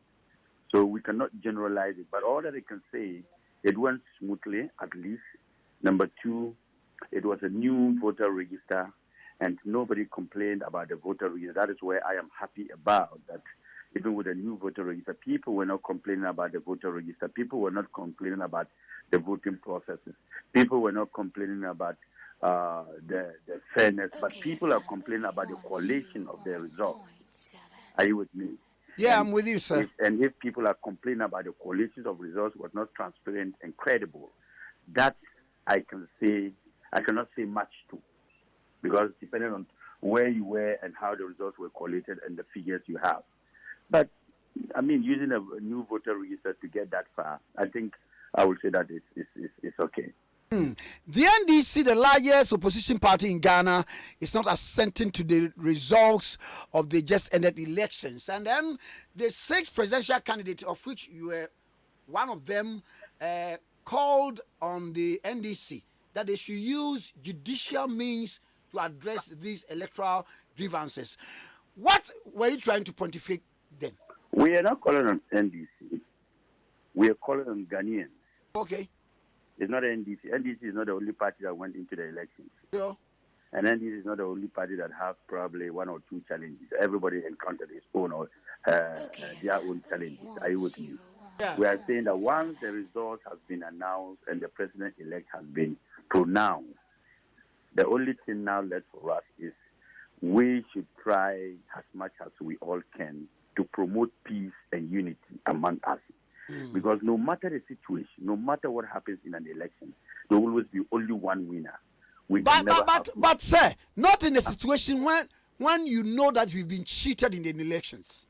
You see, when you say that, we all have, like, I can tell you, I also have experienced 1 or 2 things. Okay. But cheating in the elections is not only the EC that can do that. It could be that your party members were weak and allow people to cheat you. Are you with me? It could also be that the coalition was wrongly done and allow people to cheat you. It could also be that you are not vigilant and you allow somebody to dribble you. So cheating can come from any part of the election. It does not necessarily mean that it's coming from the EC. It could also come from your party members, that they were weak, they didn't look, they didn't pay attention. Are you with me? They didn't travel to police stations, police agents, and somebody did what he wanted to do. Are you with me? So those ones, once you allow it and it's done, and now you come and say you don't want it, you want a, yes, you have the right to say that, but you should have prevented it. Are you with me? Yeah. You have police agents all over the place, and you did not prevent it from announcing there, and you allow it to be announced, and then you say you are being cheated. You should not allow it to be announced once you know that something went wrong. You don't allow that. But once you have allowed that and it's gone, so what are you going to say again? That means you are not vigilant enough. Are you with me? Yeah. That is what I'm talking about. Now it's over. President-elect has been announced. All we want now is peace. Look, I tell you, I also disagree with some part of the EC's what do you call it, election, some part of the election malpractice. I disagree in some part, but I accept it. Not because I don't know what to do, but for the sake of peace, that sometimes that you accept something not because you are wrong, but because you are right and you want it to go. Are you with me? Mm-hmm. Yeah, there are instances where you and your wife at home, your wife will say something and you know that what she's saying is not right, but it's okay, see that, okay, I hear you. Let it go. Are you with me? But if the NDC or any party has problems with these elections, we don't have to go to the street and be burning ties and fighting and trying to do also. The people who are out there that you are going to burn ties and fight, they were not the people who were at the electoral commission, or they were not the people who were at the police station who probably cheated you. No. The properties you will burn and the vandalism you will do, these people are innocent people. They are not part of the election. Are you with me? Yeah. So let us not go and cause trouble where it is not necessary. Wherever we are going to go and cause trouble, those people are innocent. Those people marching today and then saying they won't agree, and some say they will agree. Some of them don't even understand the reason why we are where we are. We need to educate each other and let each other look. Elections, just the next 2 years, we all start campaigning again. Am I right? Sure. Nanado will not be president again. Mm-hmm. Am I right? Sure. So work towards what you want to get and get it. We look, this country is the only thing we have.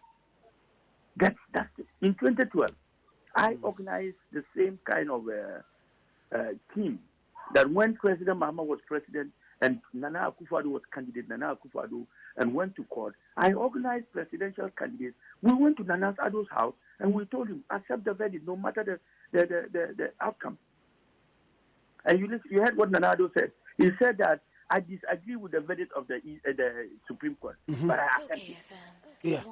What was that for? For peace, not because he can't say to the people, go to the street and fight. Sir, let's... I'm not done. Okay. We also went again to President Mahama and told him, President Mahama, if the verdict comes and you are not the president of the republic, accept it. He agreed.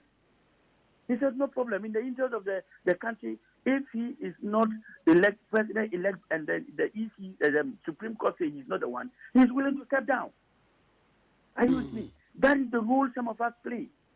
So this year again, we are seeing some kind of, demonstrations all over, and people trying to say, no, they cannot attend the will of the people. There must be an audit account. Look, if you are asking for audit account, to do what with the audit account, for instance? If you ask for an audit account and the auditors come and audit it, an independent audit, and say, okay, they have audited it and there were flaws on it, how are you going to tell the results for yourself? Before you ask for audit account, it is for you to go to the right institution, okay, maybe to the court, and the court will say, I want an independent audit account to audit the results. Then the court, hold on, let me finish. Okay. Then the court will give an independent audit account and give an instruction for an independent audit account. Once they get that independent audit account instructed by the court, and then they will now use the independent court to see whether the results were right or wrong, or whether they were flawed somewhere or wrong. When they have it, they can now determine and say, look, this election must go again. or Mr. President Nanado is not president. We have to go again and per the records. We have to go a second round, or per the records we have acknowledged the results. Let's go and vote again. Are you with me? That is the only body in this world, the only body in the world that can overturn this results today or this election today is the courts of Ghana. Not even any court in any part of the world. Not even in the U.S. court can do that. Because the Constitution of Ghana gives our Supreme Court the only power to direct the EC to do A or B. Nobody can do it. So if we have go on the street and we are running around and fighting, we are wasting our time. Are you with me? Yeah. We are wasting our time. We are wasting people's time. We are just causing trouble. The first thing to do if you have grievances, I don't accept. I'm going straight to court. You file your petition. You go to court 42 days. Not more than 42 days. You will hear the result. And then we have a peaceful country. Whether you won, you lost, or who won or who lost. But what we are doing now, it's Christmas, for God's sake. And people, you keep inciting people. They are going to there are hooligans on the street who already want that opportunity to cause mayhem.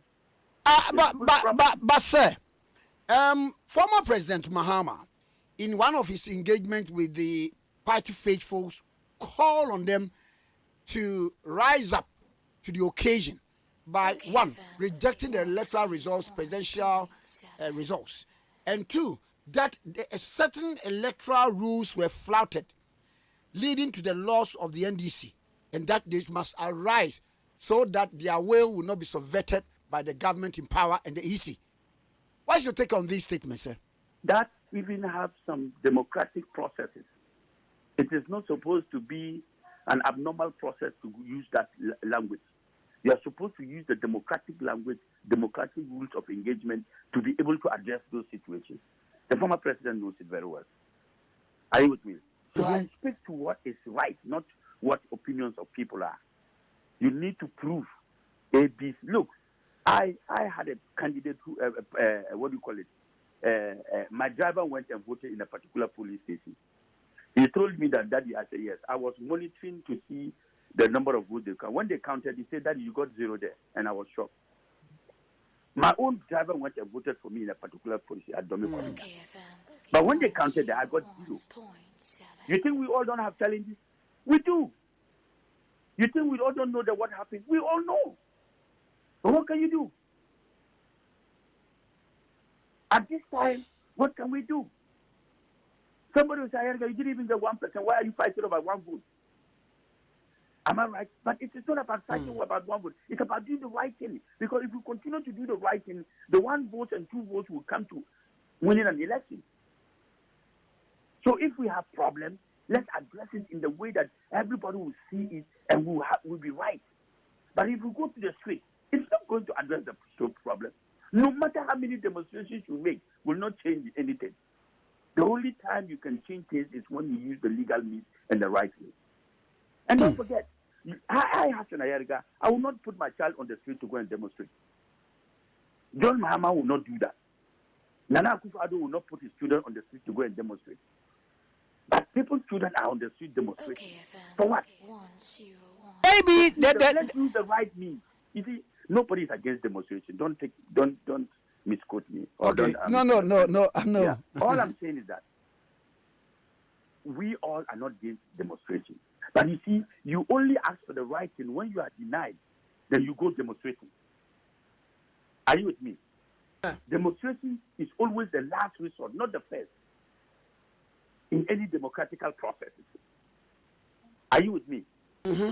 It is when you are refused your right legally, then you say, look, we went to this, we did this, they refused, then you can demonstrate. But you don't start with demonstration. Demonstration is the last thing to do. I don't speak for NDC, I don't speak for MPP, I speak for Ghana and I speak for APC and speak what is right against what is wrong.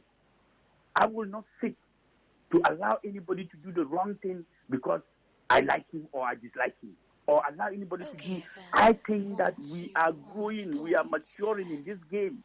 And as we are maturing in this game, let's learn the game of maturity. Okay? Because you see, we are presidents to set. If I have a problem today with the electoral process and I do know I have one, the best place to go, I'll go to the court and go and present my case there. I won't go to the street. The street makes me look weak. The street makes me look as if I don't know what I'm doing. I did a street campaign. No, apart from John Mahama and Nana Akufo-Addo, I'll put it in record. No presidential candidate has campaigned like Hassan Ayerga. Mm-hmm. No presidential campaign. And I can say it anywhere. But the votes I got, as if somebody was sharing us votes. But, are you with me? Yeah. So Akye did not go anywhere. Move. She doesn't even know any region. Mm-hmm. But she got votes. They shared as if they shared the votes to everybody. Mm-hmm. Are you with me? So, okay, they just call her, this person, give him this vote, this person, give him this vote, this person. Okay. So you see. Oh, wow. Interesting. So, but now it's over. Let's maintain peace. Look, we should be stakeholders of peace. My brother, I am the youngest presidential candidate in the history of Ghana. From 2012 up to date, I'm still the youngest presidential candidate. Wow. What I want is peace for my country, not winning an election and having a war. How will you prefer? What will you prefer? To have a war and winning an election, or to lose an election and have a peaceful country? Because if you are president, there's war. You are no president. Nobody recognizes you. Mm-hmm. Am I right? Sure. But if you look, what is in presidency at all? In any case, if not greedy people who are looking for it by all means or by all costs, what is in there? You want to serve the people. The people say, "I don't want you to serve me." Is it a fight? You want to work for somebody. The person says, "No, I don't want you to work for me." Is it a problem? No. Walk away. Walk away. I have gone around to campaign, but I've come to a realization that Ghanaians themselves do not want what is good. Ghanaians don't want what is good. I go to places where Ghanaians were asking me, "Give me 20 Ghana cedis to vote. If you don't give us money, we will not vote." We have sold our conscience for vote buying. And we, the Ghanaian people, are introducing vote buying into a game. So we are not voting because of policies anymore. We are voting for the purpose of who offers more. And I tell you, let me be sincere with you, put this in a record, that before any third political party or any third force will emerge, there are two things that is going to happen. If it doesn't happen, there is no way, from all the campaign I have done this year and what I have seen, the policies I have, I will tell you there are two ways a third party will emerge. One, either that third party has over $200 million and is willing to buy the votes. Then you become a third force. You must put money over $200 million. Then you buy votes like the NDP and the MPP are doing. You become a third force. Or number two, how would you do it with the 200 million? Okay. I gave you one. I'm giving you the second one. Number two, only when the people begin to change their minds and attitude, which is going to be very difficult. When the people begin to live comfortable and live well, and they are now going to use, they've changed their mind and attitude and say, "Look, now we are voting for policies and not those who offers money." That is only when a third force will emerge in Ghana, from my experience, from all the campaigns I've done and the things I've done for people. If not, we'll continue to be with these two political parties. You can let them debate it. Sir, you can debate it on all media platforms. This is what Hassan Ayerga said. Sir, are you planning to meet with former President Mahama? Yes, I'm meeting him this afternoon. Oh, okay. He just got back from Tikese. We are going to meet with him. Okay. We are going to plead with him and talk to him. He's a reasonable human being. He's been a former president, and I don't think former President Mahama wants to see this country go to war. No. Okay. But I think that he's not asking the court to turn the vote in his favor. That's not what he's asking. He's asking that the right thing must be done. Oh, okay. And if the right thing must be done, this is what he's asking for, then we will also tell him that this is the way the right thing should be done. Mahama is not saying that, "Let me be president by all means." This is not what Mahama is saying. This is not what President Mahama is saying. Are you with me? In all the engagement that I've listened to him and watch him on TV and radio and he addressing his party members, I did not see anywhere he said that by all means that they must turn the vote for me to be the president. I see. Are you with me? Yeah, I'm with but you, he's sir. saying that the will of the people must not be subverted. Okay. And if he's saying the will of the people must not be subverted, let's find out what was the will of the people. Are you with me? Yeah. That and the best way to find out the will of the people is not just it's good to have an independent audit account. But if you have an independent audit account, who is going to be the judge in this case after the independent audit account has been done? Who gives the order for an independent audit account? It's not going to be, if it's John Mahama who is going to do it, former President Mahama who is going to do it, then it's going to be a private thing for him. But if we're looking for a public document that can prove the innocence of certain people and prove the mismanagement or corruption of other people, then we need an institution that will order such kind of independent audit account to be done. Okay. If I ask for an independent audit account, it's for my consumption. I cannot use it for the public, because if I come out and say, who gave you that order? Who did that? How credible is the independent audit account? Who gave that? The court must come out and say, look, I want, this is a credible institution, accounting firm. I want you to do an independent audit account. And it takes time. It has to go through police station by police station, because they are not just going to take your document and look at it. They are professional. They know what they are going to do. Are you with me? Okay, FM. For me, in this election, one thing I saw and I was very unhappy about it, and I would say it everywhere, and I want the President of the Republic to investigate this. The issue of military and police brutality against its own citizens. The killing of 6 people in the course, which is not necessary. I have always said that if somebody would die for Hassan Erega to be president, I will never be president. My interest today, as I speak to you, is peace. But besides peace too, I am asking the government of the day to investigate the military and the police who were rampantly shooting. Because one thing I know, I have trained as a military in one way or the other in Germany. There is nobody who has lived in Germany, studied in Germany, and never. You have 1 year military training. Okay. And I know that one thing about military is that respect is one key thing for citizens and their people. And their mandate is to protect their own, not to destroy their own.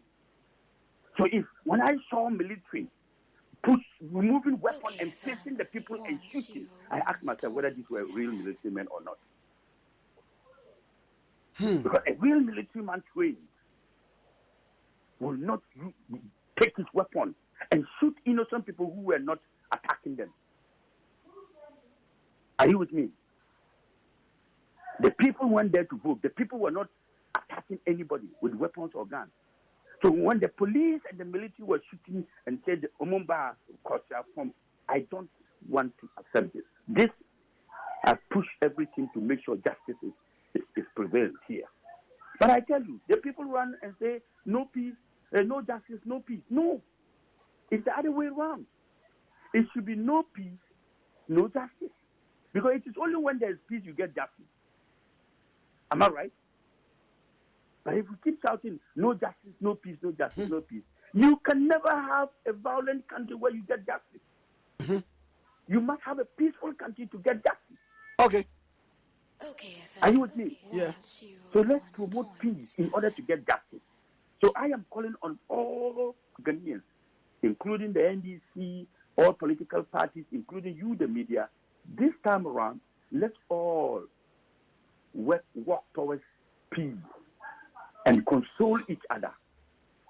And let each other understand, look, mistakes have come.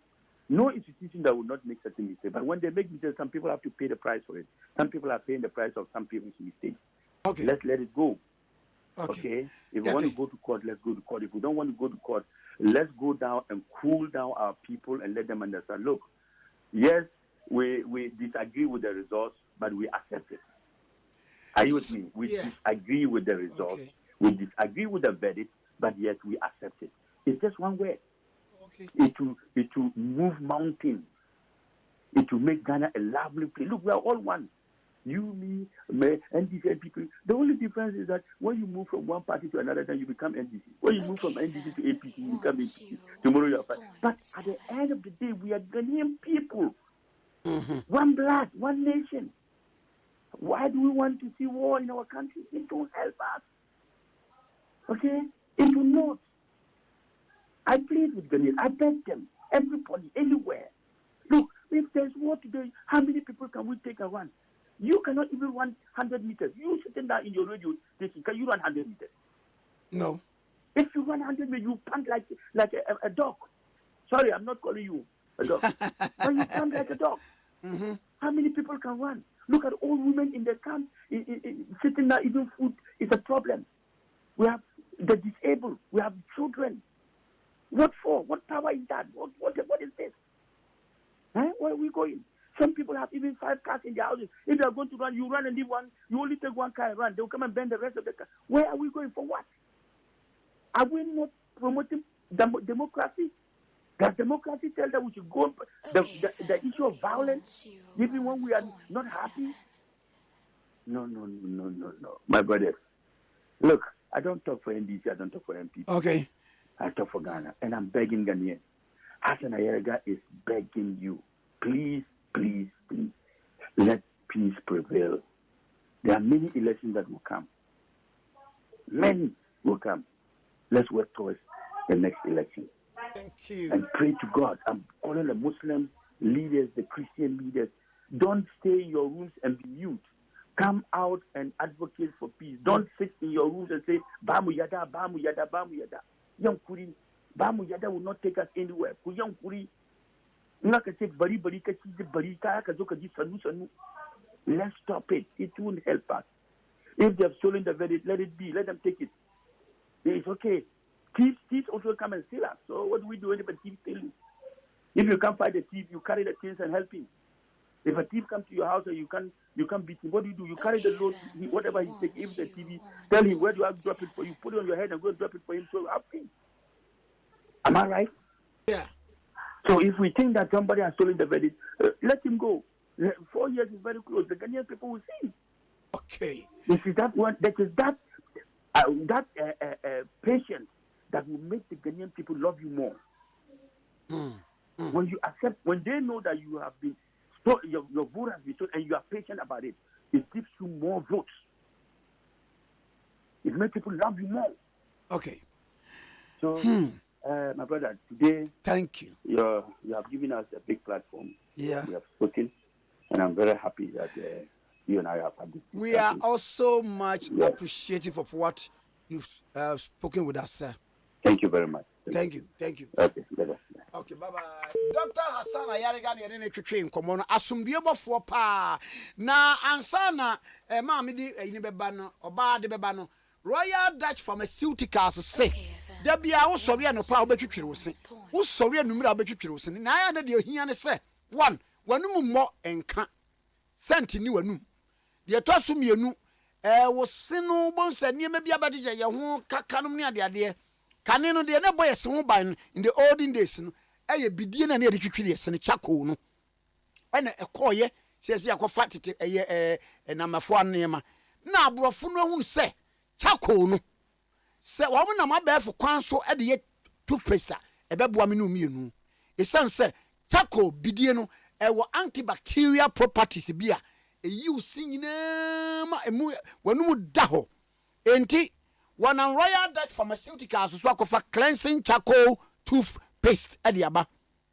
cleansing charcoal toothpaste wotie eni black wodi bidie ene niema wodo na ade afra wodi aye na wodi twetwere wo se a enka bone e wanumu cavities no ne ade no eyi ni nyina ade efiri ho kama pa ene akofa activated charcoal whitening mouthwash eno de wodi cleansing charcoal toothpaste atwiri se awie no now the activated charcoal whitening mouthwash no ahohuru wanum ema wo se ye white se de oni di so afei wo bie wanum na wo kasa scent ne correct afei enam antibacterial properties a ewo cleansing charcoal toothpaste any activated charcoal whitening mouthwash no mutino eyi bacteria ahodo nyina firi wanum ema wa nkasamba breath no eyi e de efiri ho ka ho ne kopa bi mi pa chaw Royal Dutch Pharmaceuticals for akofaba one more adabraka one Evangel Assemblies of God and a church na opposite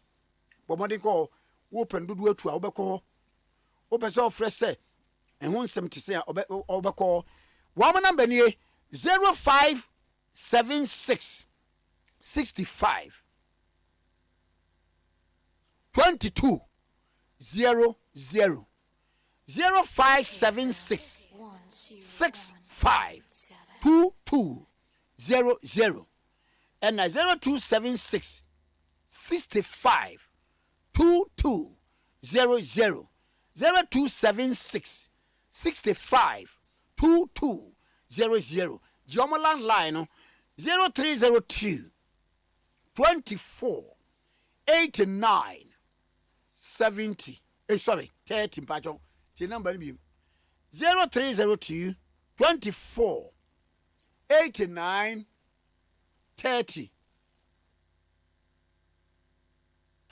0302 24 89 30 Dutch Royal Pharmaceutical Mpacho adrei efrabro chiro na abrofo de ne jabidie no aye se yemfa nye toothpaste na yemfa nsa hohoro enum na yenum ente wan wie yenko eye oba abrofo de oba hima na efia kire the second waba bema brofo ko sei Brofo Koboko Kwame ni Owura Hassan Ayariga ha oda APC amanyukua no ene bo nkomoyi Kwame bisa na nadwen ede fa nano ade ya ba yetuye ehom he no ka se bibi ohwo ade a eyono a nadwempo ene de odibesie na obia ne se de aba yetuye no hu no obia ne nesu hu anasa experience a onyaye he wa ba yetuye no emu he obia e ka ne de nanso se obisa ne generally de a obetumi aka se aba no bibia kototen aba na yetuye no bibia akoyie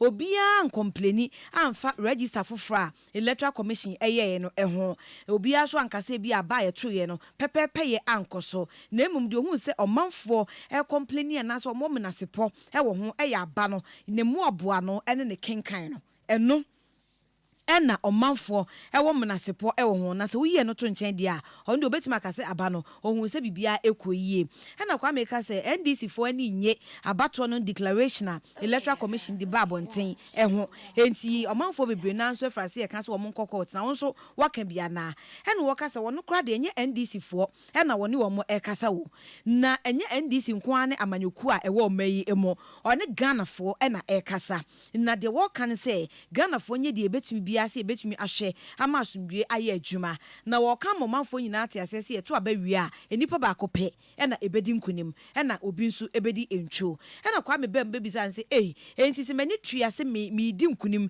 na ye bu me fa so anase ye wiem kura na ma ye din se ba kope na ebedi nkunim ena de aka so bedi ntwo nti na metena wo saa ena wo ka se enkuguo die no ekwan ben de faso ba ekwan bebre Hassan Ayaga se ekwan bebre na enkuguo die no efaso eba ekwan efaso biba ene se wo party members no wo mo ye cheap omo efo na chese yetumi eto wo mo ere wo ho afa betumi abase o party fo no eni nda ho na no so mo eyi niema anyhow na se biara eno so betumi am wadi nkuguo na wo party fo wo ho na ye kenkan na abane kenkan e bia ofoforo de ya bobi agumu na obua pa e wo ho no wanka ho e wo police station ho no eno so betumi am ya wia wo na se we nyina koso na wo party agent nko na se wo party members kono wantumi anka bibia amfa ho ebra ye kenkan say results we de mempene menyi ntum mabubi aguso na obua pa kana no mmia so mew emie kenkan ewie esensan dia na che se wontumi nye dede bia e wo ho ebio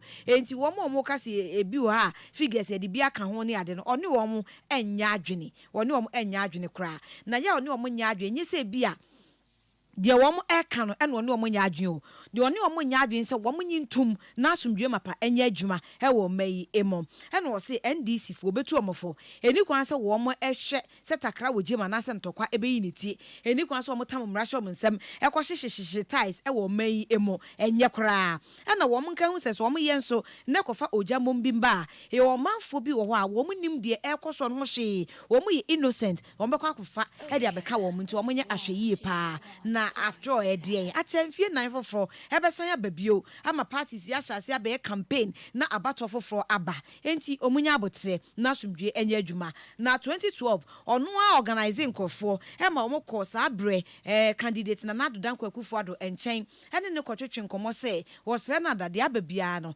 wonyemu na asomdwe mapa enye adwuma wosane omampanyi dada JDM so ekasai ema mpani ampa so manfo ebeka ya na nadoka se ensema na say asama Supreme Court edi no de aba no woni wo mo anya adwen enso man na somdwe nti waje mamanaka sa ene wo hwe kwan se NDC fo nso ebetumi aye esen se ba bia befa bia hu demonstration ede hu no mo ye demonstration no wo se eno no emmoa na de wo sanka bio ese omampanyin da JDM se audit report any audit account enkoso e wa ba ye to ye ni nyina mu ye audit ni enkenkan ne foforo ebio he no wo se hwan ne be ma sa atumi no omampanyin da JDM no oka ne saa na chese waka ne tra ono a omampanyin da JDM no entumi hwe se ye betumi akoye saa audit report and answer audit investigation no ontumi kan saa tra saa e ma ne yeye e wo se ye nya court bia e Supreme Court batan ono he na Ghana mamra e ma kwan se abato obi achi nsensem no so obi nyi ntuma obetumi e de abedan no na court na sigina se e bia mapene so enti me san be hye se aba no yenkoto ne bio ana e ha ne yensan kenkan bio ana de mato abakora yi na ye declare se omampanyi no enye saa enti onfiri ho na ofoforo mra court nko a he na betumi asigina ye saa na anya saa na omampanyi da JDM ene ne mpanyifo NDC fo amfa anko court no mo ka omo se Ghana fo nyina daje kenken kwa enkosi hwe he saa be bedi bronya enti enikwa so omo keka omanfo ti bom eyom takra wajem emokofa ohaw bia ediba na omo nkan hu se so omo yesa nso a enipa bonfo bi wo ba bia ono no ote wo twen abalangad de wo twen ansam bebo aben no pepe na che so de ne ho agim enti enu nti he na ode afutu ma wo mo no na Kwame ba mu se omampanyin da John Muhammad ono wo ka che na chita afo no se wo mo nsori na wo mo nhwe se de nipa no ato aba e de amase wo mo pe no yenchinchim wo mo ensa na de omo pe no eno pepepe ne ebeje de ama wo mo na oje ne sei na Hasan Yariga sei omampanyin da JDM e kasa onfa kabimam kabi amemwo kwan so ene nkasa wasi ye democratic language na chese kabimam kabi kasa eno wo hwe kwan so omampanyin da JDM obeka na de all kan de saa tra saa de enya adwuma enye ono na wo so kasa kire na chitafo omma emra enya adwuma na emra no enche ekwan a ode na chitafo no ebefa so na wo ma ya ade na ono Hasan Yariga krase wo kama Ghana fo ate asese emre bi ono a constituency bi ono a ne driver ekohokoto abama no enso eduru se ye kenkan aba no he eho no wanya 0 ono ane driver kotoma no so ye bobo no onya 0 ewo ho eno so be ne den wanka ho bibia na onka se demonstrations enye nanso NDC function no say demonstrations do ombe ensesa bibia omampanyin da JDM na ono anim na demonstrations no omampanyin da JDM ono a onkogire munye bi omampanyin na nadoda nkwakufu ado onkogire munye bi wo momba enkogire munye bi ono Hasan Yariga onte no ho hwe abonten so enkonkoye bi enti na de omo ye no ani hwa he na wonka say demonstration enyewu na emum de opese oka ene say asem ba demonstration ye anamo a etu edin kan say mebetimi atua enti anu ni anamo edi nkan me ba betu debi enye eno ene anamuntu a edi nkan na anamuntu a edi nkan ne se mo beka edi mra kwan so be ye adwuma na se bia mra no hu se ankoyi amaw na nie wusi yetieti afa hodie so nti ubegi tumi edi efra prosifo ho aye demonstration dia na ne kwan so no na yentieti afa hodie so ye nkan won hye na se abato no nyi ntuma keke nti wachita afo nsori na chobo ye omonye demonstration na eno no ne nyina so ene sei enti eno de one omo enya adwen ene wo kasa no so no Hasan Yariga onkasa ma NDC onkasa ma MPP ne party APC ene Ghana for na okasa ede emma na wo ka momanfo atiase se wo hwema Ghana ha bato a yato ene campaign bibriba ya presidential candidate ni ye nyina no so yi omampanyin na nadoda nkwakufu ado ene omampanyin da John Dramani Mahama eto nchen a ono Hasan Yariga as presidential candidate ema APC amanyugoro obi anye campaign enchen no enso ye beba bebu baba no na maame akuadonko wanya mane bebre echen no na wo ka wo maame akuadonko campaign kwa ya wo ye na he ene he kura no onim wo Ghana ha enipa he ne toma no enso ye beba bebu baba no wonya bebre echen no kwa Hasan Yariga enti sa nso onka ne sen de na obeye obeka se tise ase emma no ne ye chichechiche ene maame akuadonko wanya bia na enti eno no jamu ema no ko se de be ya asumdwe ebetumi aye adwuma na da se de obetumi aka ne se Ghana fo bebre na ye nim de epe yenim de epe na enkopem se yebese san adwene no obeka se yenim de epe che se wo ye campaign na wotumi kopie baabi omanfo no timi ka se asa na yare ga ma me 20 Ghana wo ma me 50 Ghana wo ma me say wo mu bisa bisa niska enti enkopem se Ghana fo ebehu de yepe no ebeko so aye NDC aye MPP NDC sa he na ebeko so amanyoku etoso miensa de ebe ye den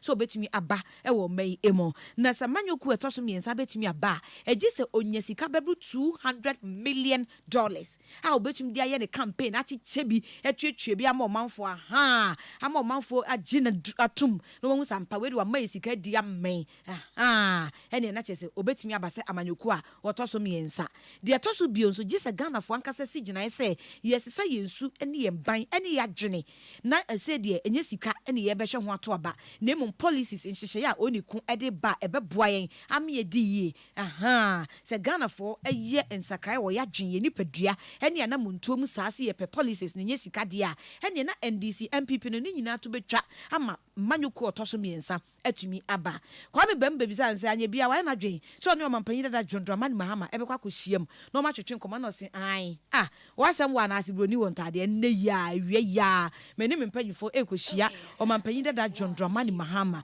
na ye ne no abonkomo ne ne na kasa se enka ebe ya de ekoso ni nyina ontwa so onka se oni electoral commission for enya dwen e wo results a omu declare ye no eho enso Ghana asumdwe ntino wagiatum se de emre bi omampanyi anase candidate Ekufuado ekan no ekoba nsa ebetumi aba ama asumdwe mapa akoso na onka se independent audit na omampanyi dada JDM ekan no enye eye pa nanso se wo ka se yenye independent audit na yekoye e wa ba ye tu ye ni nyina emu a tumi ben adwumakuo ben na ni tumi ebetumi aboye nchidom se oman ame yetu saa anamon no hwan na be hye say ebia many adwumaku asmes ye mrama me kwan se me ma kwan nti independent audit enkoso he wa ba ye to ye ne kenkan ye nyina emu wo se gise court pe enu nti ene wo kan se be ha NDC fo a wo mo fa asem no enkopiem e wo court esan se court nko a ene betue di asem no so nye court bia keke Supreme Court nko a se ye no fi nchen a Ghana ni ba bia ni ho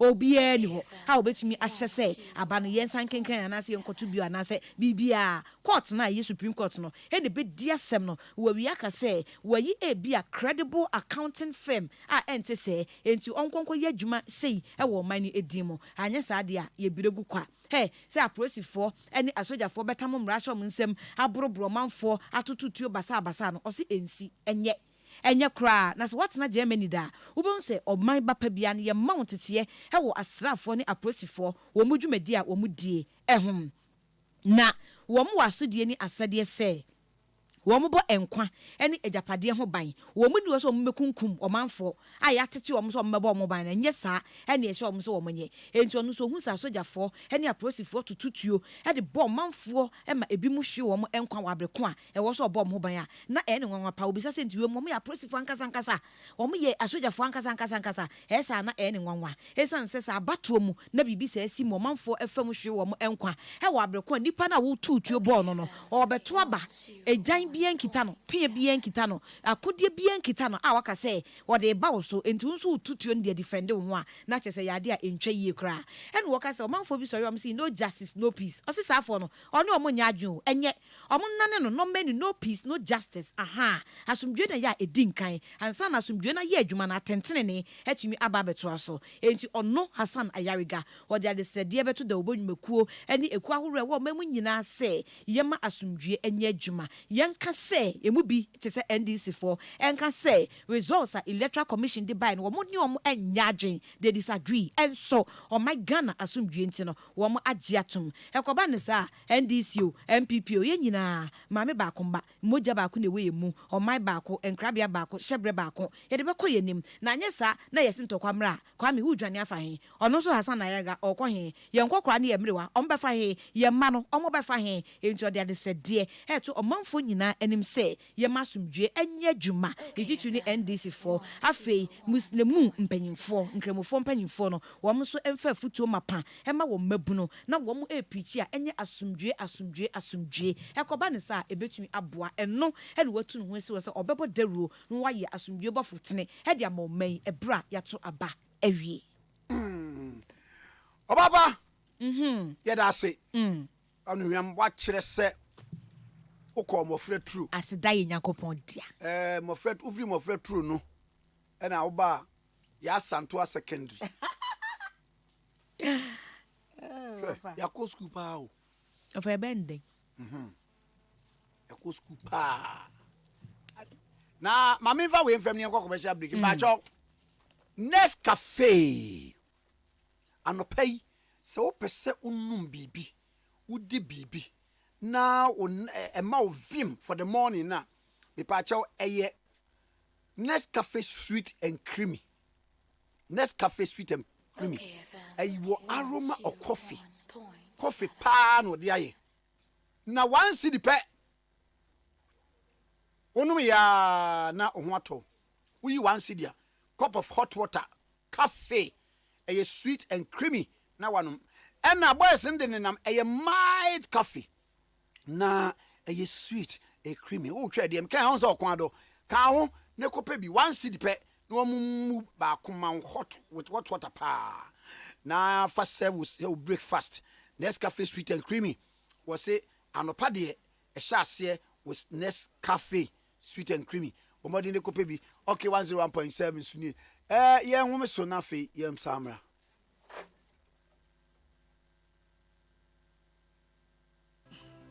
Mami doctor me yefunu ma run sa bayad na watch back ni na watch back na say we dey normal sisi akra na me we sa haban anu ma bi dro ya wie na sa prisi me na na de ma me e wo power of ye adwuma bruta na sinse dia me sa anu adwo enye adwuma biem abba Mr. Bebrese iti wetumi atena fia wo yemia wo ya na watch back a wentumi ampa ya resabia enye mi o ma me doctor aba mense wo ho enye drobia keke hwehwe wa pomodin ho bambo echira kwan entampa hwe Vodafone Healthline dwumadie nesua nimdie efa wa pomodin ho gibre hwe dwumadie e wo TV3 UTV Adum TV GH1 Joy Prime Family TV DGN SBN and WhatsApp TV Ready? Go!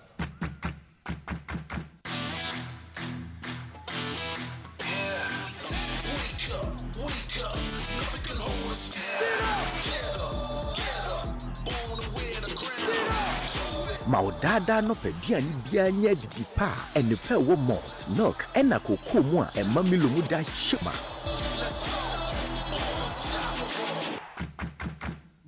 From Nestle. Every ahwehwe side de nkratoyi mu agya dum se eye. Yamenu Ejaba boni di adwa ma wubi. Eti yamenu afa hin na mahwie fufuo ti ase dada menya wofo yi. Papa so be fie ni anwie fufuo ya. Asam aba. Na so oben. Wadi fufuo adi mpreni ne mpresa da kro. Be ye de ni ahwie fufuo a. Akode wo nwane. Adwa mo adwuma. Se me ne fie adwuma di mini. Fufuo kakra bo ma die no. Ene watu me twama da pasa.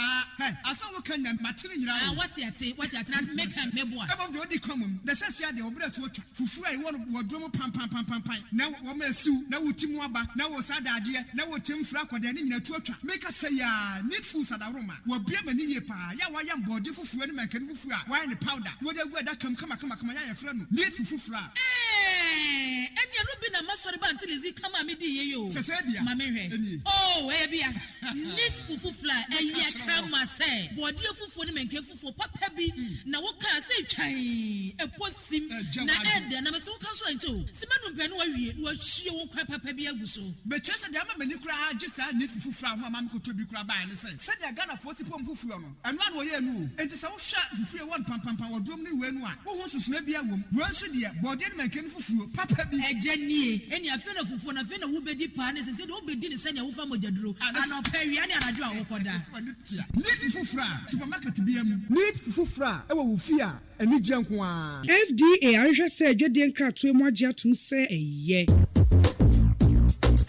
Original Proko Akujak Farm Iron Elbo Adwuma se Sepepu ko anase flu chiwa no Proko ebetu asie say wa hwehunu se yatro ho Proko PROCOLD ene yatro ho Kojak KOJACH sanso na Kojak Farm ahyenso de da ho se wa hu sa no ma wo ya mento Kojak Farm esanso de Kojak F ene Kojak P toothpaste aba se wudi fruit anase wonum anase wudi ade a enwunu ana ade a esh na se wo se fimfim wo ye wo ya eye Kojak F toothpaste na se fimfim na no woden anase wo se tumoja. Odie e Kojak P toothpaste. Use no bosome. Bosome ye chino. Sabe use Kojak F toothpaste no. If you film the bejai. Yes, also Kojak sensitive toothbrush. Yema wosen. Sansu ye Kojak F. Any Kojak P mouthwash. Odo hu anuma. Ose film ebejai. Neta bow se ho ban. Ubenya bi. Ewo baby e to no bia. Kojak Farmer. Ewo kanshi drugly. Ana friend 0249 209920. Auntie B. Customer. The poucho me here de be able to me e Kenya ma ho den anopeya.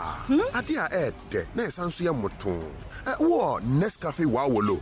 Oh, there 1 Ghana cedi peno. Upa Nescafe sweet and creamy. Ah, sauce. Asian Nescafe sweet and creamy for ya. 1 Ghana cedi pe. Start strong. Finish strong. It all starts with a Nescafe. Every I side to the country mo ajatu say eye. Hey.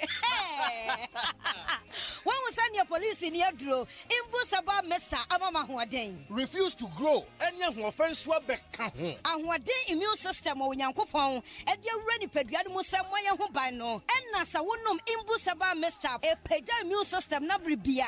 Ya Yarientimu. Sasa dear, a man for the one, the Imbusaba Mesa, do the one dance yes, and Yarwa who run Nipa and Yina etimi banaso, and in Yarwa Cassian Kaya Wutini D and a home car. No, Yamwa suing no, a boy who buy every home. And now pa one Yarwana dada, no monum doctor and Rono, and num Imbusaba Mesanoa, and Momo who are deep in tea. Ya woman timpose, Yaria Esomo. Imbusaba Mesa, a walk Kansi, and you may move Bia Yato in row. At to form friend 0246 208496. FDA, Ashisha said, Jedi and Crack to Imagia to Musay. If you're right, me watch you, if you're right. Yes, on. Machio, if you're right. If you're right, make sure you so. Hey, Eura, and first, I'm so. What? I by force such yammy. No. Once what pepper? Hey, oh, what fee? With the men person if you're right, Becon. If you're right, what do you cross the bow? Mama, sorry. Yeah, Papa. Every castle, what? It was a so bad shower crab, compo, Winya. Onipa da sane timi koto this way chocolate drink no na yire ne ma edi so ahia twabianom anopa no wi a wasade bia hye fridge mu wo mako school pon a wasan ba be yianom enu mpore se ne nka ne twaso mu pa ende ye rekore na fie wura beti ha anopa dio awia dio enumre dia mo no makodeo mo mame na mu wi a ma soro akotra so ndem se ye kosum ya Bese na dia ya late nso me yanki kabinje fiera ya wi ya kwasere body fate ke efiera wuti fia say light we no water bi ba wuntua bi wo bo asa sika na ne fa koto this way chocolate drink na ba nom ka hwe me catch we pray fa say this way chocolate drink no metumi ato bi pa na so na me de so mo ahwe wate e de me hia ne nsuohie na nsuohie so me ntoi say me bufu a metumi ato bag mu a wate yeah fiewura we nko ade ma abunfu e koto nwenre e fiewura fi de ya bre ma abunfu bi munyam sumponie munyam sumponie na mo ba ya trimodefo FDA ahwehwe se adwede nkratoe mo agye atum se eye. Fellow Ghanaians, how would you want to end an eventful year? To stay home, keep safe, and still have a good time at the MTN Festival of 9 Lessons and Carols. Yes, let's climax this year with a bang as we sing and make merry at the MTN Festival of 9 Lessons and Carols. Let's have a jolly good time with the sensational MTN Viva Voices, El Dunamis Choir, MTN Hitmaker Proteges, Curl Songs, Last Mid, Ajipa, and the award-winning Kwame Eugene. So, on the 18th of December at 7 p.m., make a date with us on Facebook and YouTube for an unforgettable night. Stay home, keep safe, and enjoy a night of pure bliss. We day for you everywhere you go.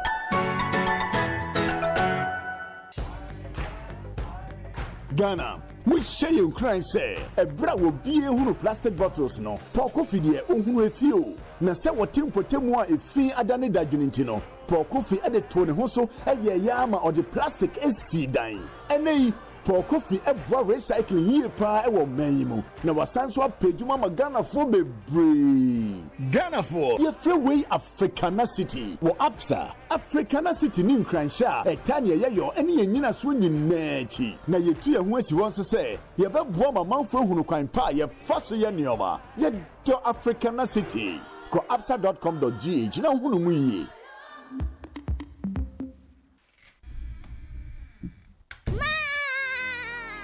Otobia ni hwa to say enado. Obia nso ntumi emmo wo ho ban se nya wa wo beye. Ebo samre yi pa ni hia se yebo ye ma ho ban efi bi biara ebetumi ama omo ayare. Enuti na ye di iron ni vitamin C and D aka ni do ho a ebo abo omo ho ban. Ma wonya ni pa nya ni nro wo mu. Ma wonido. Nido, your love, their future. Every ahwehwe sai dwade nkrato yi mu age atum se eye. Okay, 101.7 so the ebusuan for ya tenase na enche vehicle 20 abeka yensa ebedi hu nkomo said medie de ye ne say ye beka politics ye beka social issues ye beka bibia ne de apomde hu nkomo so ba ko e de aka ho na ye koye ni mu anisa na home zone Ghana for say bronya do Christmas into omo won sase a omo ton den sase no efo e pa cho so de betan kofo dan mu ni ade de Bobani kopa asase no na woso etemu na enkwai tie asase no 3,500 Ghana cedis documentation ka ho first 50 people 3,500 people for first 50 people and our actual price no na 6,000 mbacho say what is so they get 3,500 Ghana cedis fabra baby say G town eben ojobi aranka so a na sansa si wo 3,500 Ghana cedis full plot electricity water available what on safre obia sabra never to assassin every Saturday we nipa ko me pa mo cho home zone Ghana for say je number ina from say ya never hwe assassin no ansa na watua ka hu ba bi da a doors for 50 people 0244 933 679 0244 933 679 Jueka home 0302 85 44 27 0302 85 44 27 0302 85 44 27 and a 0244 93 36 79 0244 93 36 79 me pa jo home zone Ghana for one office wo West Small one na opposite one website ye www.homezonegana.com Facebook ye facebook.com/homezonegana pa jo bobodin ne kwaji wasase asase afu se de me hu bi da 3,500 Ghana cedis. Ora Kingsley Ajimine a registrar Emma Scholarship Secretariat. Obedi me watching. Now watch you.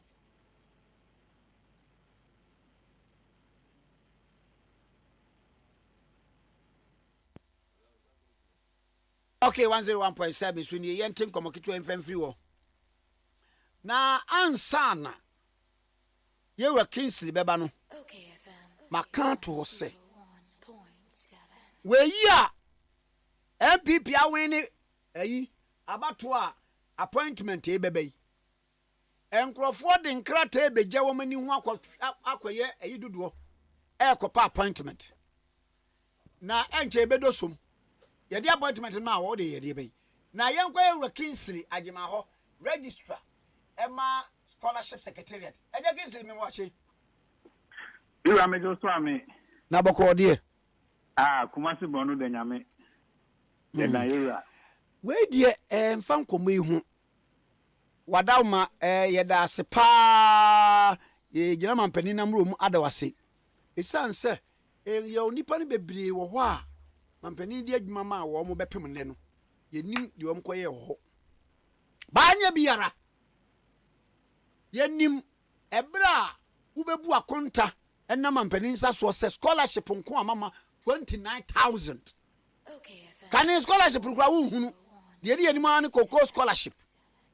Enne aba ko wura municipal district assembly ne kese nkurasefo ye no saa no ye nyina yetimi apply for scholarship wa eye nimsam se obia ensatimi eka bie to ahwe ya wo de ye ka wo mo mabɔ adwuma wo ka ho na ahwe ni bebre wo wa medi ho adanse se ampa minim mia menua Justin Kodua ho YEA wabɔ adwuma papa minim de kokobord mia miwura Wahedu woni fifi buafo wonu so aye kokobord emia wudu abi wo so a mente hwe mia minim me maame one day say one factory ma gift yo hini kunadu won so wabɔ adwuma pa mia wudu obi wo a me beba so besi hu enkokutire se die ntine nipa no ese otena ho ana se ese se ye page ba afro e ma no kohwe so ma oman na wode wabɔ adwuma memoma esua waya de papa me samu akwaba yo me jo so menia emze ebeda mede tiafo nyina ase na Ghana man ase na no abato ya kwaso yi Ghana na edi kunim kete pa aya ya guna ko nyina ja kunse o mampanyi na nado dan kwaso fado onto na adwuma si ya sundu no buwa na ye no na mebu fo nyina ase o mi gidi nem ye twam na bi ya Ghana ya bedu no metre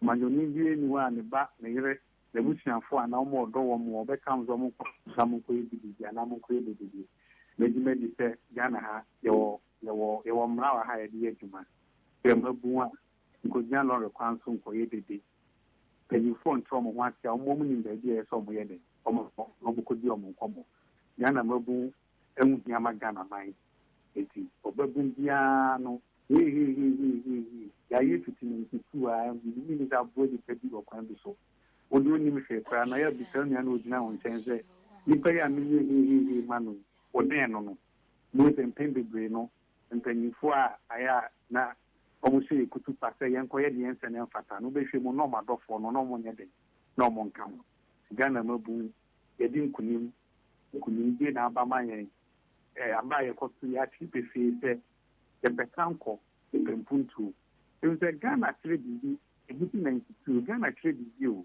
about to him de ni hu omu nyana ne se obiara nduma bedi na chi so obetia woka se ne wadwuma he den etiefa Ghana fo atre yen se yentumi inform tom ye kwafahwe akwa bi keke e de trese ebetia se the president ye ne je ho enzo wo a uti ayo na mu parliament ye mpo e beto etia ho we aso asudie kese ye den pa ma e ma ye ne yinkunim die kese nso e no nyamso se obiara nyuma be ye den ebedi na chi enye trust me trend but the bathroom for him heading actually eti Kwame madawuma eduma ya ye scholarship eduma yi ni aban eduma yi na ye nya media fo a kade ye na nka manfo no nye den enti mo so ye beda masepa se maso ya sen 2017 na mu kran ya mo ne yenko ni sense media ono ma ye se ta won sa so pe den kwenti ni nkata na nyankopon ani mo ana ja mo kofa ba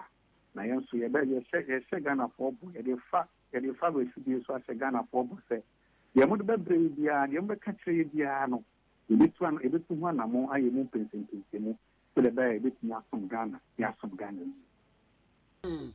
na ba ko a na ba beto mu scholarship secretariat mo se deadline for online scholarship application no ma sai a extend no enko mo te say yo bedasi biom I'm saying, and songs and then I call United Television. So they got 2 classes, they're not communicating now. We say, and can you support a year 15, which was enriching. Now, after enriching, net extra for better 45,000 and I application. Now, you know, not be brina so every in your quenya on person on my head on my basso. If you're an penny for the Minister for Education, and a free teacher for Fano, Ozanapo, and any doing for more. I don't see. Oh, the moon can say, Ghana needy, wait to let chapter so called university, polytechnic, start training, say, young Frank and I say, Bandian, you knew Kakama. If you did him a good work, I'm not to say, you could be 27 December. It will be out to the report www.scholarshipga.com as well. It will soon Juma. Let's just say Ghana Mabumbia will be the first batch of the free SHS for any the first time we are tertiary Yamabubu, say nursing training, say teacher training, say polytechnic, say technical university, say university, say private and say public. Will be uncle no application. Yamia Duma, and I can't say a very big announcement. He said, Zimbano, and then the baby, the watch begin. Maybe the Yaman your phone on my common, there be. Come on, bring another down to Fado there. Where the can't say, Dana Shebre, who must assume into Tiamu. Into the way you diam, who must run into the other person obey it. Yet, obey in a college with my thought to I. We are living in the triumph of Fanina. Fanina Sangana was all the year, Fanina and Tankaka. Nankaka said, yeah, tertiary, yeah, scholarship. This kind of scholarship, and that's a scholarship. And on the scholarship line, a big kind since 1960. Abagana, how my pain and other uncle for the Adiaba. So we call tertiary education. I chose school fees amount for my pain and other uncle for and at the by 2017. 2017, a share for better 3,500 in your for 2018, about 9,000 in your for 2019. 29,000 in the year for 2020. We continue students, a deeper 45,000 and a year for. We projected the first batch of passive way and after the first batch of free teachers way. Them afraid now, on my brain and other that opening on my brain before. Am I a woman free? No. It's only a woman free and the free maternal health care. And on one penny, a kufa some woman free teachers. In some way, you could form na poor party for you. So you projected a star batch, you a chance for basically 16,000 there. You look to me a show. Or they can't continue students of 45,000 for this year alone. You actually a chance for a work school for about 60,000. Starting from 3,500, they say it was 60,000, which is the MPP are buying.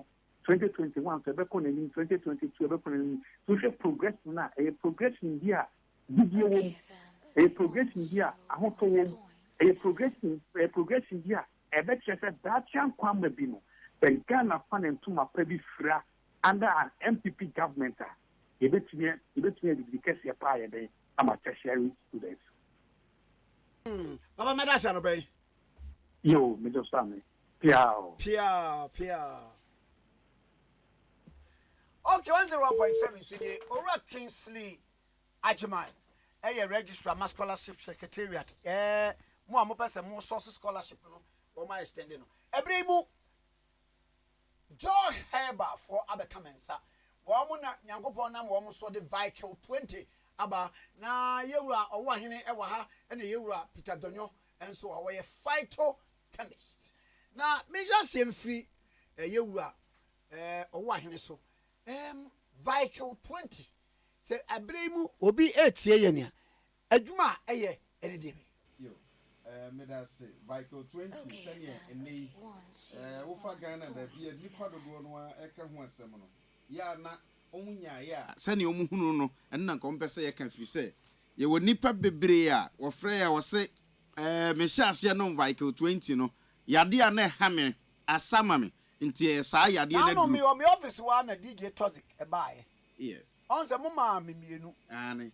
Na si otu. Na asama o be kan kire me kura no. Ni mo Viking 20 no say. Oh, na me kwa na so mo di asama. Ene ofa ma me mfa ba ko. Ofa asam wan ka pa.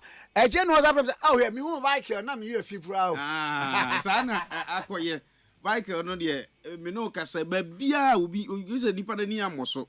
Nkwasam na say na me hyase America no. You will nipa one more efra or so na diabetes asiche yade na ha me na me no Viking 20 no mahu say ekọ ama ne ya me no kasai and now call pharmacy shops a omo ye sugar test wo ho no a wonya ko ho ne test sugar na wo soro pe ye mo Viking 20 because omo hunu say no na omo customers omo clients no edi ho dance say eboom nti ebi mu nya ye a mpase ye kase wo ne ye diabetes aduro sanso na yenya nipa nanka pressure na say BP na ha wo mo a say me hypertension no sisi a me sha say me no Viking 20 no wagya BP aduro bi anom me nko hospital because of BP me BP na aye normal me test bi na aye normal yanya dance die wo yade bebre ho na ne ye ka ne say Viking 20 no aye we immune system support Oko Food and Drugs Authority a registered as an immune system support.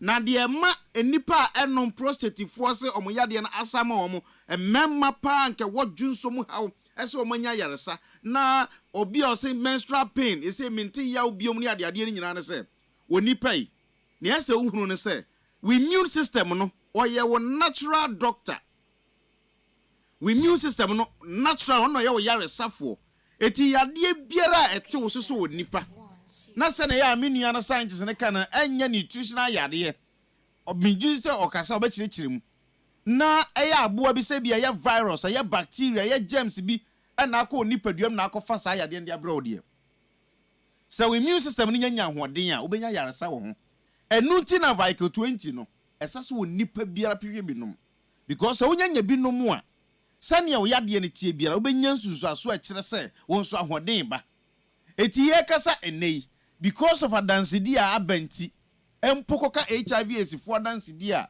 omodidi a kire fa Vital 20 ho enti de me kan se wo nipa biara wo dwene wapomuden ho se opese wonya yaresa o yade bia tete wo no hwehwe Vital 20 efa busu immune system no na hoden mra na wodi ene kese etwatia e ba cho se bia wo pemu nsem atie na wo pemu adansidi a na wo pemu bibiara e bia pese obetu bie ekogu ba bia wo ton nro heba shop am city ka no ne ade a be the numbers me ensa egudwa na afi yato ankomo so okay 0244 87 63 21 0244 87 63 21 the number we suka ho 0244 58 55 31 0244 58 55 31 the last number 0242 88 79 96 0242 88 79 96 okay 101.7 Suni Vital 20 home command na yedi ye repeat donyo e phytochemist okay en wakwaba Kwame mejewoso oba de do bia eboko pa waye yentie enkomo kakre ye cancer Vital 20 ade be ne die ben ene motimi akeka abom na nipadua no ankasa no ade be na ekohwa ekoye a so obi o virus or bacteria namne ne a a boost immune system no e man timi fighting yo Kwame me da say ayema hoho a say Vital 20 medi mu akotren na adanside bebre a eba no Kwame enyame nwanwa because ekwan ye fa so de ye Vital 20 no say medicine ana say characteristics of medicine Joy Herbal Center yenso yaye proper medicine ohwe wiasmu ababia because enka edro bi ba say ya na e wo Ghana ha enka amanonefo de enka omode enka omochefa bi animo because ombefa ne say omoho na dro pa den ewo abrochire UK Germany India China hona edro papa den efie den eba na obia den enom ense wo Germany wo UK a na Ghana do de wo de den na so prempre a me no ka say wo call DHL a wo hwe the number of cartons men kind of box not the ordinary Ghanaian team say the number of boxes I dey call amanone a na esewani ense wo ka kire Vital 20 hwe so besides say den wo Vital 20 mu a ne wo Vital 20 ni na mu aye Ghana kwaye mu nua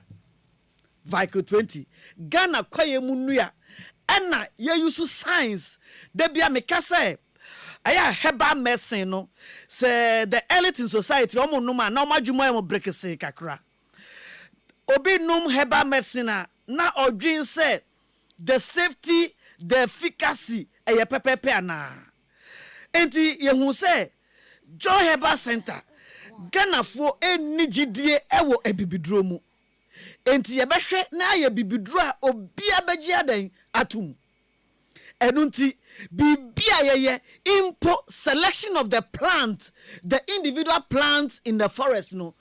Yeah, the science, and I say it was based on science, scientifically. Harvesting of the plants, processing of the plants, removing all the phytochemicals, all the phytoconstituents, all the phytonutrients in the plant. It was based on science. And he concentrated for so many months, 2 to 3 months, and sana yede formulate Vicle 20. And I impono, if you didn't want to swear yede aba Joy Herbal Center, no Kwame, and ya go cause fidye bio, and ya ultra modern fidye yede modern medicine. And the meno anya me wanwa. If you didn't bet say a draw way quantity say. Quality say, echo ni pedrenima, a yenny say. If you did not church and you may be and a scientist a cuckoo my own, so you had the idea at a tree.